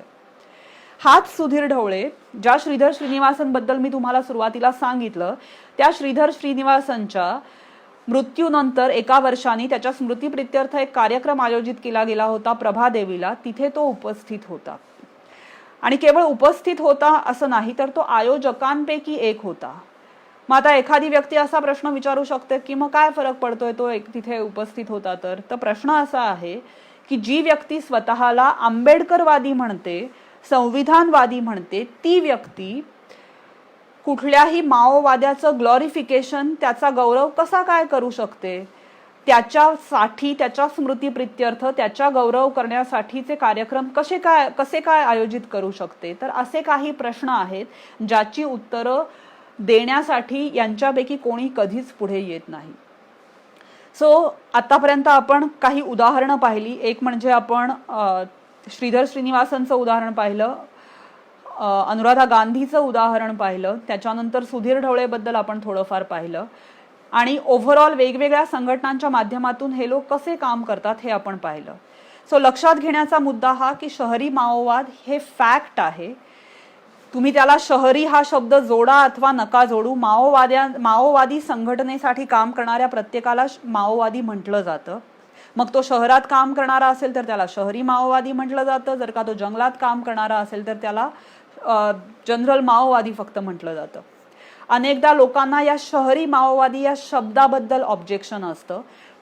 अशा लोकांना केवळ हे विचारायचं की CPI माओवादी या प्रतिबंधित दहशतवादी संघटनेचं अस्तित्व आहे हे तुम्ही मान्य करता का, आणि त्या माओवादी संघटनेसाठी काम करणारे जे लोक आहेत त्यांना माओवादी म्हटलं जातं हे तुम्ही मान्य करता का. आणि या ज्या दोन गोष्टी आहेत ते जर का कोणी मान्य करत असेल तर मग शहरामध्ये राहून सुद्धा माओवादी काम करतात हे सत्य आहे. त्याच्यासाठी श्रीधर श्रीनिवासन, अनुराधा गांधी अशासारखी अनेक उदाहरणं आहेत. आणि एल्गार परिषद प्रकरणामध्ये आता जे 10 जण आहेत त्यांच्यावरचे गुन्हे जेव्हा सिद्ध होतील तेव्हा अजून काही उदाहरणं आपल्या समोर येतील. इवन व्हर्नन गोन्साल्विस जो आता एल्गार परिषद प्रकरणामध्ये आरोपी म्हणून अटक झालेला आहे, तो व्हर्नन गोन्साल्विस त्या श्रीधर श्रीनिवासन बरोबर 2007 मध्ये अटक झालेला होता आणि त्याच्या विरोधातले गुन्हे सिद्ध होऊन त्याच्यावरती त्याला कोर्टाने शिक्षा दिलेली आहे. सो तो माओवादी संघटनेसाठी काम करत होता हे सुद्धा सिद्ध झालेलं आहे. त्यामुळे शहरी माओवाद हे काही इमॅजिनेशन नाहीये, केवळ एक कल्पना नाही, तर शहरांमध्ये माओवादी काम करतात आणि ते अनेक वर्षांपासून, जवळजवळ गेल्या 50 वर्षापासून काम करत आहेत हे सत्य आहे. आता पुढचा आणि शेवटचा मुद्दा त्याच्यावरती मी बोलणार आहे की आता आपण माओवाद काय आहे, शहरी माओवाद काय आहे हे सगळं जाणून घेतलं. आता आपण काय करू शकतो, आपल्यासारखी सामान्य माणसं काय करू शकतात. तर पहिली गोष्ट म्हणजे आपल्याला हे समजावं लागेल, म्हणजे बरेचदा लोकांना वाटतं की ते तर माओवादी आहेत आम्ही काय करणार. तर आपल्याला हे समजावं लागेल की हे माओवादी जे आहेत त्यांना केवळ एखादा भूभाग नको आहे, त्यांना लोकांच्या मनावरती कंट्रोल घ्यायचा आहे, त्यांना लोकांची मनं, लोकांची बुद्धी जिंकायची आहे आणि त्याच्या माध्यमातून त्यांना या देशावरती राज्य करायचं आहे आणि या देशातली संविधानिक व्यवस्था त्यांना उलथून टाकायची आहे. सो माओवादी सामान्य माणसांचा वापर करण्याचा प्रयत्न करतायत. सामान्य माणसांच्या शिवाय माओवाद्यांची ध्येय अचीव होऊ शकत नाहीत. जोपर्यंत या देशामध्ये असे लोक असतील जे माओवादाला विरोध करतील, माओवाद्यांची जी उद्दिष्ट आहेत त्याला विरोध करतील, तोपर्यंत माओवाद्यांचं जे काही स्वप्न आहे जे गेली 50 वर्ष चालू आहे ते स्वप्न ते अचीव करू शकणार नाहीत. मग त्याच्यासाठी आपल्यासारख्या लोकांनी काय करायचं. सो एकतर जशी 3 शस्त्र जी माओवादी वापरतात ज्याच्याबद्दल आपण बोललो, पार्टी, सशस्त्र सैन्य आणि तिसरं म्हणजे युनायटेड फ्रंट, म्हणजे ज्या फ्रंट संघटनांचं जे जाळं आहे. सो पार्टी आणि सशस्त्र सैन्य याच्या बाबतीत आपण फारसं काही करू शकत नाही. सशस्त्र सैन्याशी लढण्यासाठी पोलीस, CRPF हे समर्थ आहेत, त्याच्यामध्ये सामान्य माणसांनी काही करण्याची गरज नाही. मग आपला रोल कुठे येतो, तर हे जे काही युनायटेड फ्रंट आहे हे काही सामान्य नागरिकांना वापरून वेगवेगळ्या फ्रंट संघटना उभं करण्याचं आणि लोकांना मोबिलाइज करण्याचे जे काही माओवाद्यांचे उद्देश आहेत त्याला कुठेतरी काउंटर उभं करण्याची, काउंटर उभं राहण्याची गरज आहे. आणि ते संविधानिक पद्धतीनं आणि लोकशाहीच्या फ्रेमवर्क मध्ये होण्याची गरज आहे. मग ते हे जे काउंटर आहे ते काउंटर काय असू शकतं, त्याच्यामध्ये सामान्य माणूस काय करू शकतो. तर सगळ्यात महत्त्वाची गोष्ट म्हणजे शत्रू आहे किंवा माओवाद ही थ्रेट आहे हे लोकांपर्यंत पोहोचणं गरजेचं आहे. म्हणजे काय, जसं मी सांगितलं की जेव्हा सुधीर ढवळेला अटक झाली, जेव्हा लोकांना असं वाटत होतं की तो आंबेडकरवादी आहे म्हणून ते त्याच्या समर्थनार्थ तिथे होते, ते यासाठी तिथे नव्हते की तो माओवादी आहे म्हणून. त्यांना माओवाद म्हणजे काय कदाचित माहीत पण नसेल.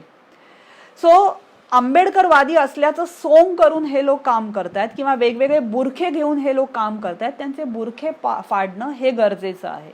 मग ते कसं काय शक्य होऊ शकतं, तर पुराव्यांच्या आधारावर लोकांसमोर सत्य घेऊन जाणं. इथे पुराव्यांच्या आधारावर हा शब्द खूप महत्वाचा आहे. कारण जर का तुम्ही जस्ट म्हटलात की अच्छा ही XYZ व्यक्ती माओवादी आहे तर लोक विश्वास ठेवत नाहीत. त्यामुळे पुराव्यांच्या आधारावर सत्य मांडणं हे सगळ्यात महत्वाचं.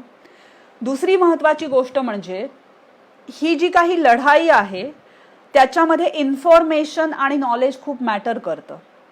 सो या विषयामध्ये अशा प्रकारची इन्फॉर्मेशन गॅदर करत जाणं, अशा प्रकारचे अभ्यास गट निर्माण करणं, जे अभ्यास गट या वेगवेगळ्या प्रकारच्या ज्या काही समस्या आज आपल्यासमोर आहेत, म्हणजे माओवाद ही एक समस्या आहे, दहशतवाद ही दुसरी समस्या असेल, अशा अनेक समस्या ज्या आपल्यासमोर नॅशनल सिक्युरिटीच्या दृष्टीनं अस्तित्वात आहेत, त्या समस्यांच्या बद्दल सगळ्यात पहिल्यांदा अभ्यास होणं गरजेचं आहे.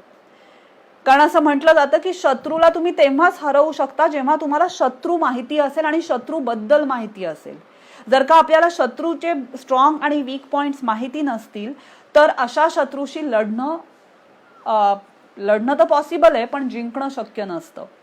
त्यामुळे सगळ्यात महत्त्वाची गोष्ट म्हणजे शत्रूचा अभ्यास करणं, त्यासाठी अभ्यास गट निर्माण करणं. मग हे अभ्यास गट 1 वर्ष काम करून झालं मग सोल्युशन मिळेल का, तर तसं नाहीये. कदाचित 10 वर्ष काम करावं लागेल, कदाचित 20 वर्ष काम करावं लागेल, कदाचित 25 वर्ष काम करावं लागेल. एक महत्त्वाची गोष्ट लक्षात घ्या की माओवादी गेले 50 वर्ष काम करतायत आणि पुढची 50 वर्ष ही लढाई लढायला ते तयार आहेत. ते असं म्हणतात की हे प्रोट्रॅक्टेड पीपल्स वॉर आहे. प्रोट्रॅक्टेड म्हणजे दीर्घकालीन युद्ध आहे हे, जे कदाचित पुढच्या 10 वर्षात पण संपणार नाही, पुढचे 50 वर्ष चालू राहील, आपल्याला माहित नाही. सो लक्षात घेण्याची गोष्ट म्हणजे अशा प्रकारच्या प्रॉब्लेम्सचा स्टडी करणारे अभ्यास गट निर्माण होणं ही सगळ्यात महत्त्वाची गरज आहे. त्यानंतर असे अभ्यास गट निर्माण झाल्यानंतर, तयार झाल्यानंतर त्या अभ्यास गटांनी सत्यावर आधारित, पुराव्यांवर आधारित जे काही सत्य आहे ते लोकांपर्यंत घेऊन जाणं ही काळाची गरज आहे. आणि जर का तुम्ही पुराव्यांवर आधारित सत्य मांडलं तर लोक निश्चित विश्वास ठेवतात. म्हणजे या विषयामध्ये येण्याच्या आधी मला असं वाटायचं की आपण सांगितल्याने किंवा आपण बोलल्याने कोण विश्वास ठेवेल किंवा लोक का ऐकतील आपलं. तर अनुभवातून आम्हाला हे लक्षात आलं की जर का तुम्ही लोकांना पुरावे दिले आणि तुम्ही आता पुरावे आम्ही देतोय, तुम्ही तुमचं ठरवा काय योग्य आणि काय चूक, असं जर का म्हटलं तर लोक विचार करतात, ते पुरावे चाचपडून पाहतात, खरं की खोटं याचा विचार करून त्याच्या विरोधामध्ये जी काही त्यांना विरोधामध्ये पेक्षा जी योग्य मतं आहेत ती योग्य मतं बनवतात. मग चुकीच्या विरोधात उभं राहण्याची ऑब्व्हियसली ती सत्सद विवेक बुद्धी सामान्य माणसामध्ये असते हा माझा विश्वास आहे. सो एकतर अभ्यास गट हे महत्त्वाचं. दुसरं, अभ्यास गट बनवल्यानंतर त्या अभ्यास गटांनी कॉन्सिक्युटिव्हली कंटिन्युअसली काम करणं. कसं आहे, बरेचदा असं होतं, म्हणजे आता स्पेशली सोशल मीडियावरती मी पाहते की आता माओवादाचा प्रश्न आला, एल्गारचा प्रश्न आला की खूप सारे लोक त्याच्यावरती लिहायला लागतात. नंतर अचानक फॉर एक्झाम्पल चायनाचा जो इश्यू आता चाललेला आहे, मग खूप सारे लोक त्याच्यावरती लिहायला लागतात. आपल्याला सगळ्यातल्या सगळ्या गोष्टी जाणून घेण्याची गरज नाहीये किंवा सगळ्यातलं सगळं आपल्याला माहिती असायला पाहिजे असं नाही. एखादा कुठला तरी विषय निवडणं आणि त्याच्या खोलात शिरणं आणि ते इतकं खोल शिरणं की त्याच्याबद्दलचे सगळे आयाम, सगळे डायमेन्शन्स आपल्याला माहिती होतील. आणि ते करण्यासाठी कदाचित 1-2 वर्ष पुरेशी नाही, कदाचित 10 वर्ष लागतील, कदाचित 20 वर्ष लागतील. पण तो जो प्रवास आहे तो महत्त्वाचा आहे आणि त्या प्रवासामध्ये वेगवेगळ्या टप्प्यांवरती समाजाला जे काही त्याचा फायदा होणार आहे ते महत्त्वाचं आहे. सो अभ्यास गट, त्याच्यानंतर लोकांपर्यंत सत्य पोहोचवणं, या 2 गोष्टी झाल्या. तिसरी महत्त्वाची गोष्ट म्हणजे आता आपला जर का अभ्यास नाहीये, आता अजून आपण अभ्यास सुरू नाही केलेला, तर मग आपण काय करू शकतो, तर या विषयामध्ये जे काही वेगवेगळ्या व्हिडिओज असतील, लेख असतील, अशा ज्या गोष्टी अस्तित्वात आहेत, अवेलेबल आहेत, त्या गोष्टी लोकांपर्यंत पोहोचवणं हे तर आपण निश्चित करू शकतो. सो ते करणं हा पण एक, ज्याला आपण म्हणू शकतो की तो पण एक डिटरन्स किंवा ते एक काउंटर असू शकतं. म्हणजे सुरुवातीला जेव्हा आम्ही याच्यावरती काम सुरू केलं तेव्हा आमच्या असं लक्षात आलं की लोकांची अशी डिमांड आहे की आम्ही हे पोहोचवतोय पण तुम्ही ते कंटेंट आम्हाला द्या. म्हणून मग आम्ही यूट्यूब चॅनल सुरू केला, एक स्टँड पॉइंट नावाचा, आणि मग त्याच्यावरती वेगवेगळे कंटेंट टाकायला सुरुवात केली. आणि मग त्या कंटेंटच्या माध्यमातून मग ज्यांना कोणाला एखादं कुठली गोष्ट शेअर करायची असेल तर मग ती जस्ट लिंक शेअर केली. अशा प्रकारे तो कंटेंट पसरत गेला. सो जर का आपण स्वतः लिहित नसू, लिहिणं, अभ्यास करणं इज रिअली गुड, पण जर का आपण सध्या त्या स्टेटला नसू तर जे अस्तित्वात आहे ते लिखाण किंवा त्या प्रकारचे व्हिडिओज लोकांपर्यंत पोहोचवणं हा तिसरा मुद्दा झाला.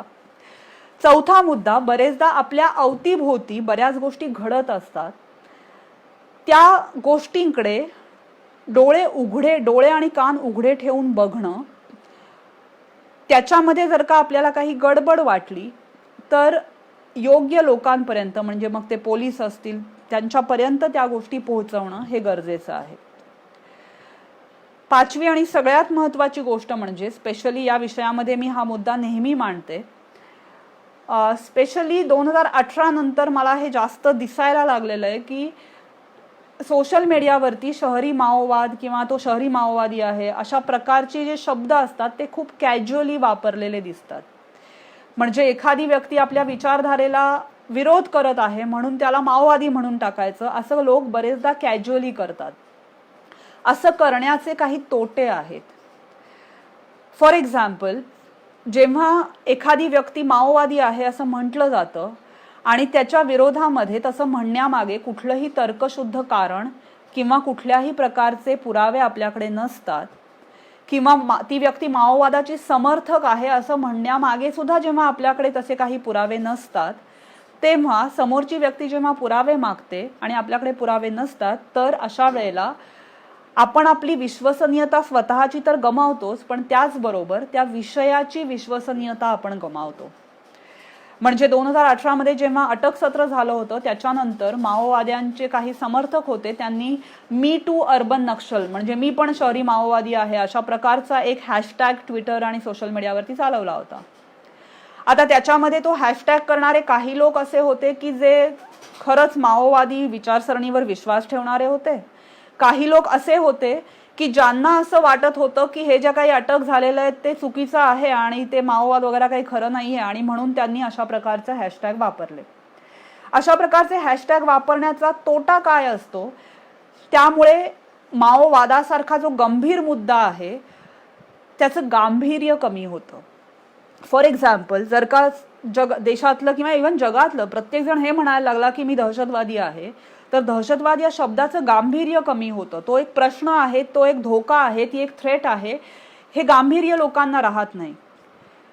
त्याचप्रमाणे शहरी माओवादी किंवा माओवादी हा शब्द कॅज्युअली कोणालाही वापरायला सुरुवात केली तर ते खरे माओवादी आहे ज्यांच्या विरोधात ऍक्च्युअली गव्हर्नमेंट किंवा पोलीस ऍक्शन घेत आहे, ती ऍक्शन सुद्धा चुकीची आहे किंवा अशीच घेतलेली आहे असं लोकांना वाटायला लागतं. त्यामुळे त्या विषयाचं गांभीर्य कमी होऊ नये, त्या विषयाचं जी काही महत्त्व आहे ते कमी होऊ नये, आणि जे कोणी या प्रतिबंधित दहशतवादी संघटनेसाठी काम करतायत त्यांचं खरं रूप जगासमोर यावं, या दृष्टीनं शहरी माओवादी हा शब्द आपल्याला खूप केअरफुली वापरण्याची गरज आहे. That is all from my side. मी इथेच थांबते. काही प्रश्न असतील तर तुम्ही टाईप करू शकता आणि मग त्या प्रश्नांची उत्तरं देण्याचा मी प्रयत्न करेन. इथे मला मेसेजेस समोर दिसत आहेत, त्यामुळे काही प्रश्न असतील तर तुम्ही मेसेजेसवरती टाईप करू शकता. कुठल्याही प्रकारचे प्रश्न असतील तर या विषयाच्या संदर्भात.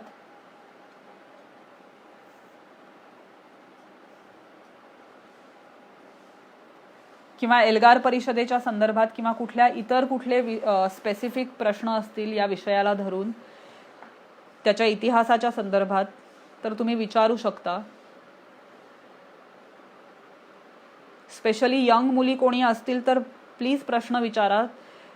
सगळ्यात महत्त्वाची गोष्ट किंवा सगळ्यात महत्त्वाची क्वालिटी जी आहे ती म्हणजे आपल्याला प्रश्न उपस्थित करता आले पाहिजेत. त्यामुळे मला असं सांगण्यात आलं की इथे 15-16 वर्षाच्या मुली पण आहेत.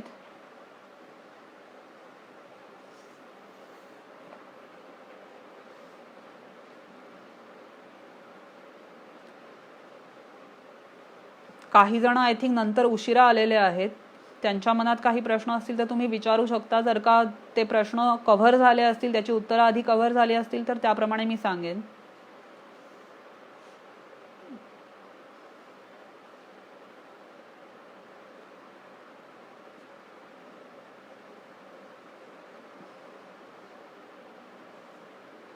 काहीच प्रश्न नाही.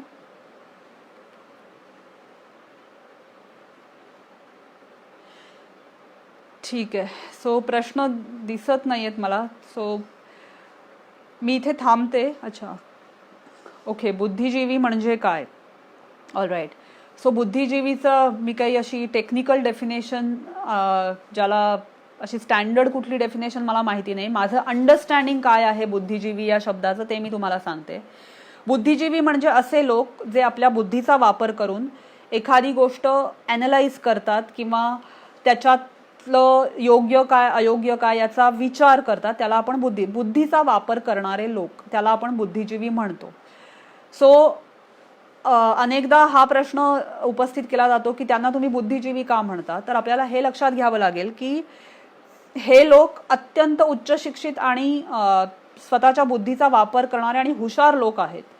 म्हणजे अगदी एल्गार परिषदेचा जो आरोपी आहे आनंद तेलतुंबडे, त्याचं जर का आपण लिखाण पाहिलं, त्याची पुस्तकं पाहिली, भलेही मी त्याचा विरोध करते आणि भलेही मी त्याच्या विरोधात मी व्हिडिओज पण बनवलेले आहेत, पण त्याची जी बुद्धी आहे त्याच्यावरती मला डाऊट नाही.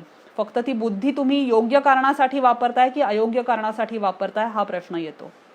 सो मला असं वाटतं की यांच्यातले बरेचसे बुद्धिजीवी आहेत ज्यांनी चुकीच्या गोष्टींसाठी त्यांच्या बुद्धीचा वापर केलेला आहे. त्यामुळे बुद्धिजीवी याचं माझं अंडरस्टँडिंग असं आहे की ज्याच्याकडे ठराविक इंटलेक्ट आहे आणि त्या बुद्धीचा वापर ती व्यक्ती करते. मग ती लिखाणासाठी करू शकते, ॲनालिसिससाठी करू शकते, प्रसारासाठी करू शकते, अशा किंवा स्ट्रॅटेजाइज करण्यासाठी करू शकते, अशा वेगवेगळ्या गोष्टींसाठी करू शकते. So I hope I answered your question. माओला सपोर्ट कोण करतात? तुम्ही यूट्यूब कोणती आहे, तुमची यूट्यूब कोणती आहे? ओके. सो माओवाद्यांना सपोर्ट कोण करतात? तर त्याचं काही असं फिक्स्ड असं नाही आहे की हे लोक करतात ते लोक करत नाहीत.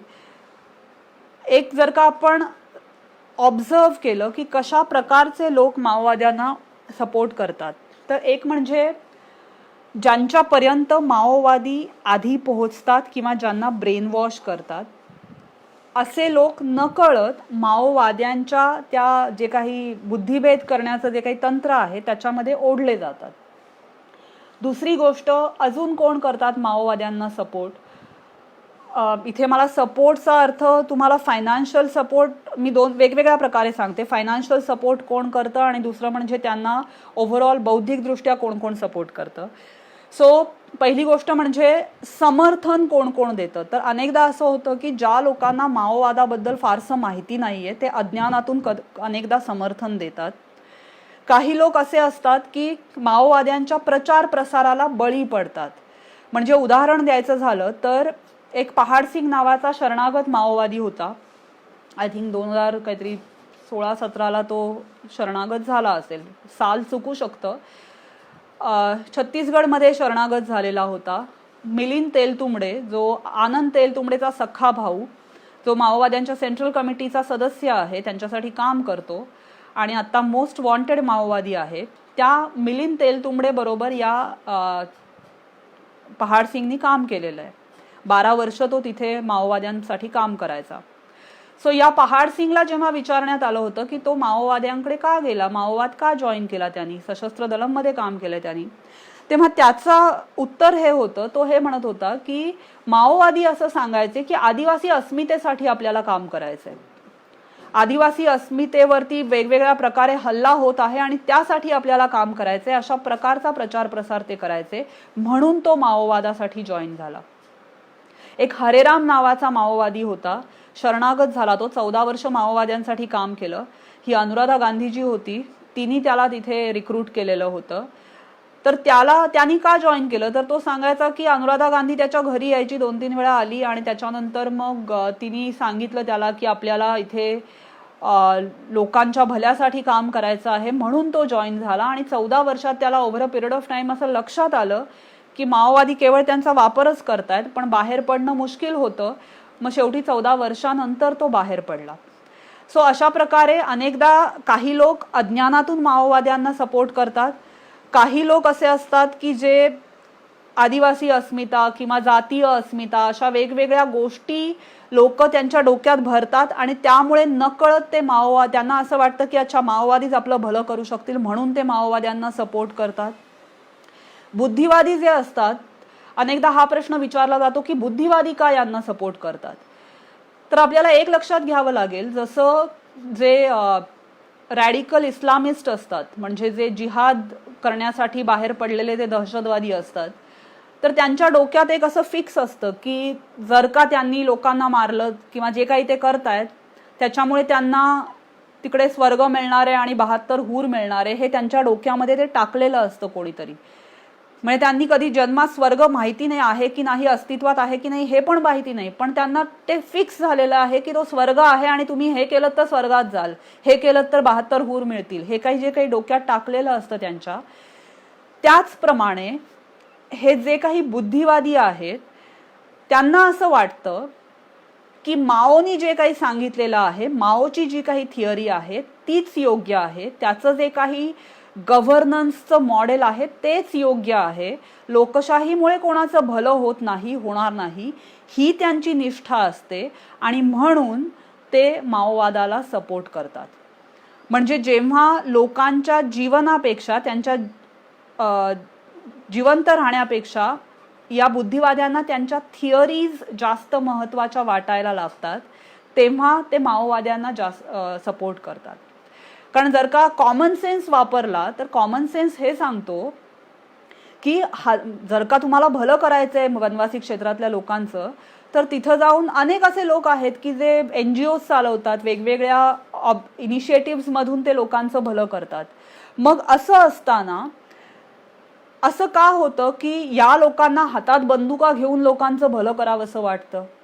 कारण की त्यांचं तसं ब्रेन वॉश झालेलं आहे आणि त्या ज्या चुकीच्या थिअरीज आहेत त्या चुकीच्या थिअरीज त्यांच्या डोक्यात पक्क्या झालेल्या आहेत आणि तोच एक मार्ग आहे समोर, हे त्यांना पक्क झालेलं आहे, म्हणून ते समर्थन करतात.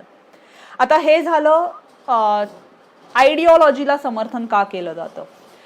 दुसरं असं आहे की त्यांना फायनान्शियल समर्थन कोण कोण करतं किंवा सपोर्ट कोण कोण करतं. तर फायनान्शियल सपोर्ट त्यांचा वेगवेगळ्या पद्धतीने होत असतो. एकतर जे माओवाद अफेक्टेड एरियाज आहेत तिथे वेगवेगळी खाणकाम आणि अशा वेगवेगळ्या प्रकारचे जे काही उद्योग चालतात, तिथल्या लोकांना त्यांचे उद्योग चालू ठेवण्याच्या दृष्टीनं काही ठराविक रक्कम माओवाद्यांना द्यावी लागते, नक्षल टॅक्स म्हटलं जातं त्याला. किंवा तेंदूपत्ताचे जे कॉन्ट्रॅक्टर्स असतात त्यांना एक ठराविक रक्कम माओवाद्यांना द्यावी लागते. सो अशा प्रकारची जी काही रक्कम तिथे हे माओवादी वसूल करतात, किंवा तिथे जे काही शिकवणारे शिक्षक आहेत किंवा गव्हर्नमेंट एम्प्लॉईज आहेत त्यांना काही ठराविक रक्कम माओवाद्यांना जबरदस्ती द्यावी लागते, त्यांच्या सर्व्हायव्हलच्या दृष्टीनं त्यांना ऑप्शन नसतो. सो अशा वेगवेगळ्या माध्यमातून माओवादी पैसे कमावतात.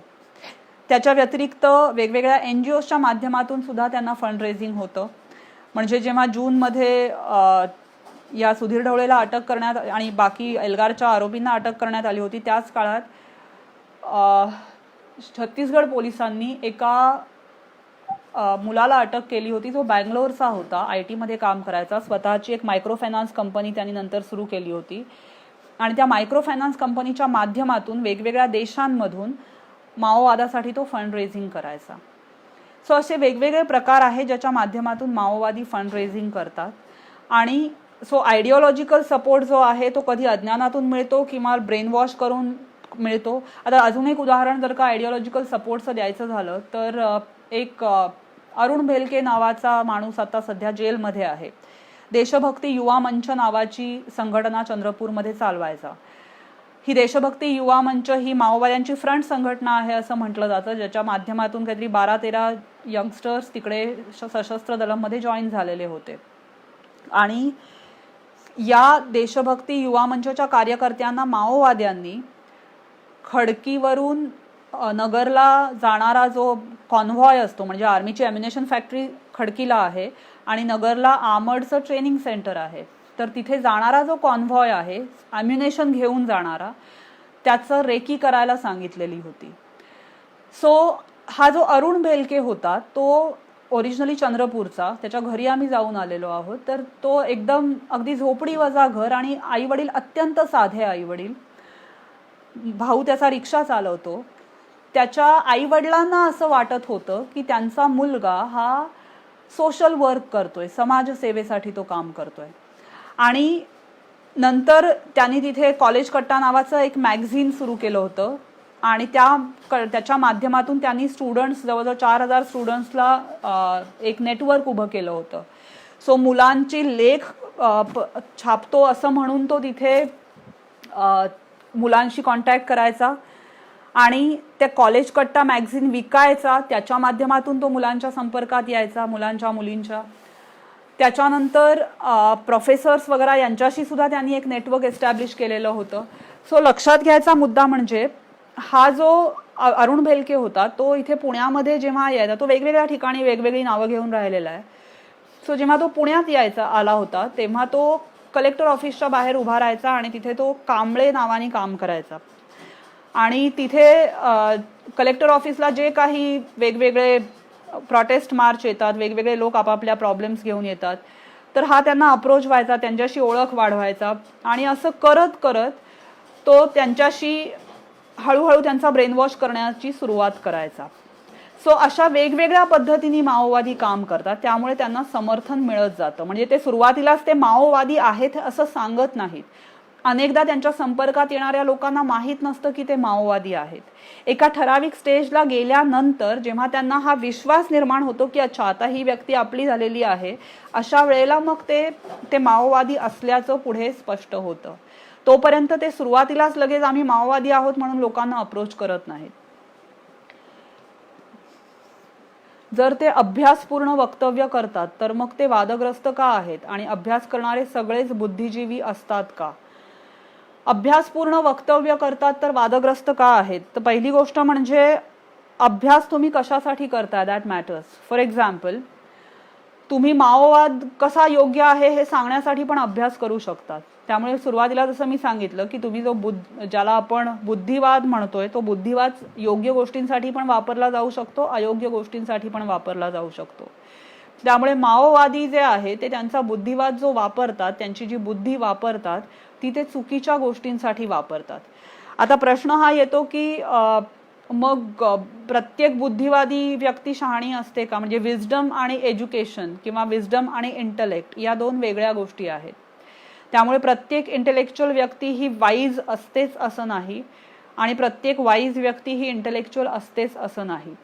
त्यामुळे म्हणून अभ्यासपूर्ण वक्तव्य करतात तर मग ते वादग्रस्त का आहेत? ते वादग्रस्त यासाठी आहेत कारण की ते चुकीच्या गोष्टींना किंवा संविधान विरोधी किंवा लोकशाही विरोधी गोष्टींना सपोर्ट करतात म्हणून ते वादग्रस्त आहेत. अभ्यास करणारे सगळेच बुद्धिजीवी असतात का? अभ्यास कोणी पण करू शकतं.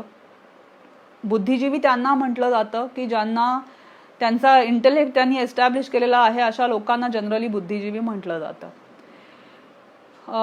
तुमचा यूट्यूब कोणती आहे? स्टँड पॉइंट नावाचा आमचा चॅनल आहे, STANDPOINT, स्टँड पॉइंट. त्याच्यामध्ये मराठी आणि इंग्लिश असे दोन्ही व्हिडिओज टाकलेले आहेत. कारण सुरुवातीला आम्ही मराठी टाकायचो, आता इंग्लिश टाकणं सुरू केलेलं आहे. सो तुम्ही stand point captain Smita Gaikwad असं जर का गुगलवरती किंवा यूट्यूबवरती शोधलं तर तुम्हाला ते व्हिडिओज दिसतील. यूथला यांच्यापासून दूर कसे ठेवावे? तर एक त्याच्यातला प्रकार आहे तो म्हणजे अवेअरनेस. दुसरी गोष्ट, कुठलीही व्यक्ती एखादा प्लॅटफॉर्म किंवा एखादी संघटना जेव्हा जॉईन करते त्यावेळेला त्याची बॅकग्राऊंड चेक होणं गरजेचं आहे. म्हणजे ज्या व्यक्तीच्या कॉन्टॅक्टमध्ये आपण जातोय किंवा ज्या प्लॅटफॉर्मच्या कॉन्टॅक्टमध्ये आपण जातोय त्याची बॅकग्राऊंड काय आहे, त्याला फंडिंग कुठून येतं, ते कुठल्या प्रकारची कामं करतात, सकारात्मक कामं करतात का केवळ प्रोटेस्ट करत फिरतात, केवळ नकारात्मक कामं करतात, असे वेगवेगळे प्रश्न विचारण्याची गरज आहे. आणि हे प्रश्न विचारायला पाहिजेत. हे सामान्य तरुणांपर्यंत, स्पेशली कॉलेज गोईंग यंगस्टर्सपर्यंत या गोष्टी पोहोचवणं गरजेचं आहे. जर का ते पोहोचवलं तर ॲटलिस्ट त्यांना हे तर कळू शकतं की कुठल्या प्लॅटफॉर्मवर जाण्याच्या आधी स्वतःला काय प्रश्न विचारायचे. सो अवेअरनेस हा एक मोठा डिटरन्स किंवा एक मोठा प्रिव्हेंटिव्ह मेजर आहे असं मला वाटतं. त्यामुळेच जास्तीत जास्त लोकांपर्यंत हा विषय पोहोचवणं आणि तो योग्य पद्धतीनं पोहोचवणं हे गरजेचं आहे. सो तुमचा जो प्रश्न आहे की आम्ही यूथला यांच्यापासून दूर कसं ठेवू शकतो, तर हा एकमेव मार्ग मला सध्या तरी दिसतोय की लोकांपर्यंत या विषयाबद्दल अवेअरनेस पोहोचवणं. मग साहजिकच जे योग्य आहे ते लोक स्वतः निवडतात आणि अलर्ट होतात. सो तो एक याच्यावरचा उपाय मला दिसतो. अजून काही प्रश्न असतील तर विचारू शकता.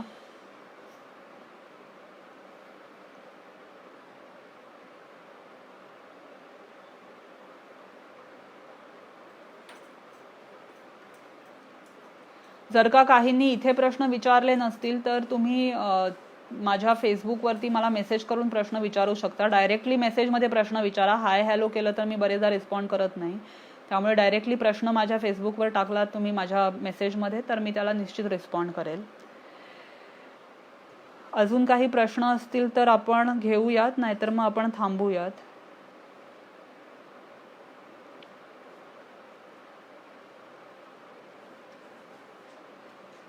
ओके, सो आय थिंक आपण थांबूयात. थांबायच्या आधी एवढंच म्हणेल मी की दुर्गा वाहिनीमध्ये अनेक स्त्रियांची संख्या म्हणजे स्त्रिया बऱ्याच प्रमाणात आहेत. सो या विषयामध्ये अधिकाधिक स्त्रियांनी याच्यामध्ये काम करण्याची गरज आहे. ती गरज या दृष्टीनं आहे की अनेकदा माओवाद्यांची ही स्ट्रॅटेजी असते, म्हणजे इव्हन जंगलामध्ये माओवादी अशा प्रकारे काम करतात की ते त्या एन्काउंटर्समध्ये स्त्रियांना पुढे केलं जातं. सो अनेक असे विषय आहेत की ज्याच्यामध्ये स्त्रियांनी उभं राहणं जास्त गरजेचं आहे. तसाच हाही एक विषय आहे. त्यामुळे जास्तीत जास्त म्हणजे दुर्गा वाहिनीच्या माध्यमातून या विषयावरती जर का अभ्यास गट सुरू झाला तर त्याचा निश्चितच या विषयाच्या दृष्टीनं आणि फ्युचरच्या दृष्टीनं उपयोग होईल. आणि जसं मी म्हटलं की अवेअरनेस हा खूप मोठा याच्यामध्ये एक प्रिव्हेंटिव्ह मेजर आहे आणि ते एकमेव शस्त्र आहे जे सध्या तरी आपण वापरू शकतो. सो मला या विषयावरती बोलण्यासाठी वेळ दिल्याबद्दल मनापासून धन्यवाद. सुरुवातीला थोडं टेक्निकल इश्यूज झाले, त्यामुळे आपल्याला सुरुवात करायला बराच वेळ लागला. इनफॅक्ट 1 तास ऑलमोस्ट उशीर झाला, कारण लॉग इन होतच नव्हतं. त्यामुळे परत एकदा धन्यवाद आणि मी इथे थांबते. थँक्यू.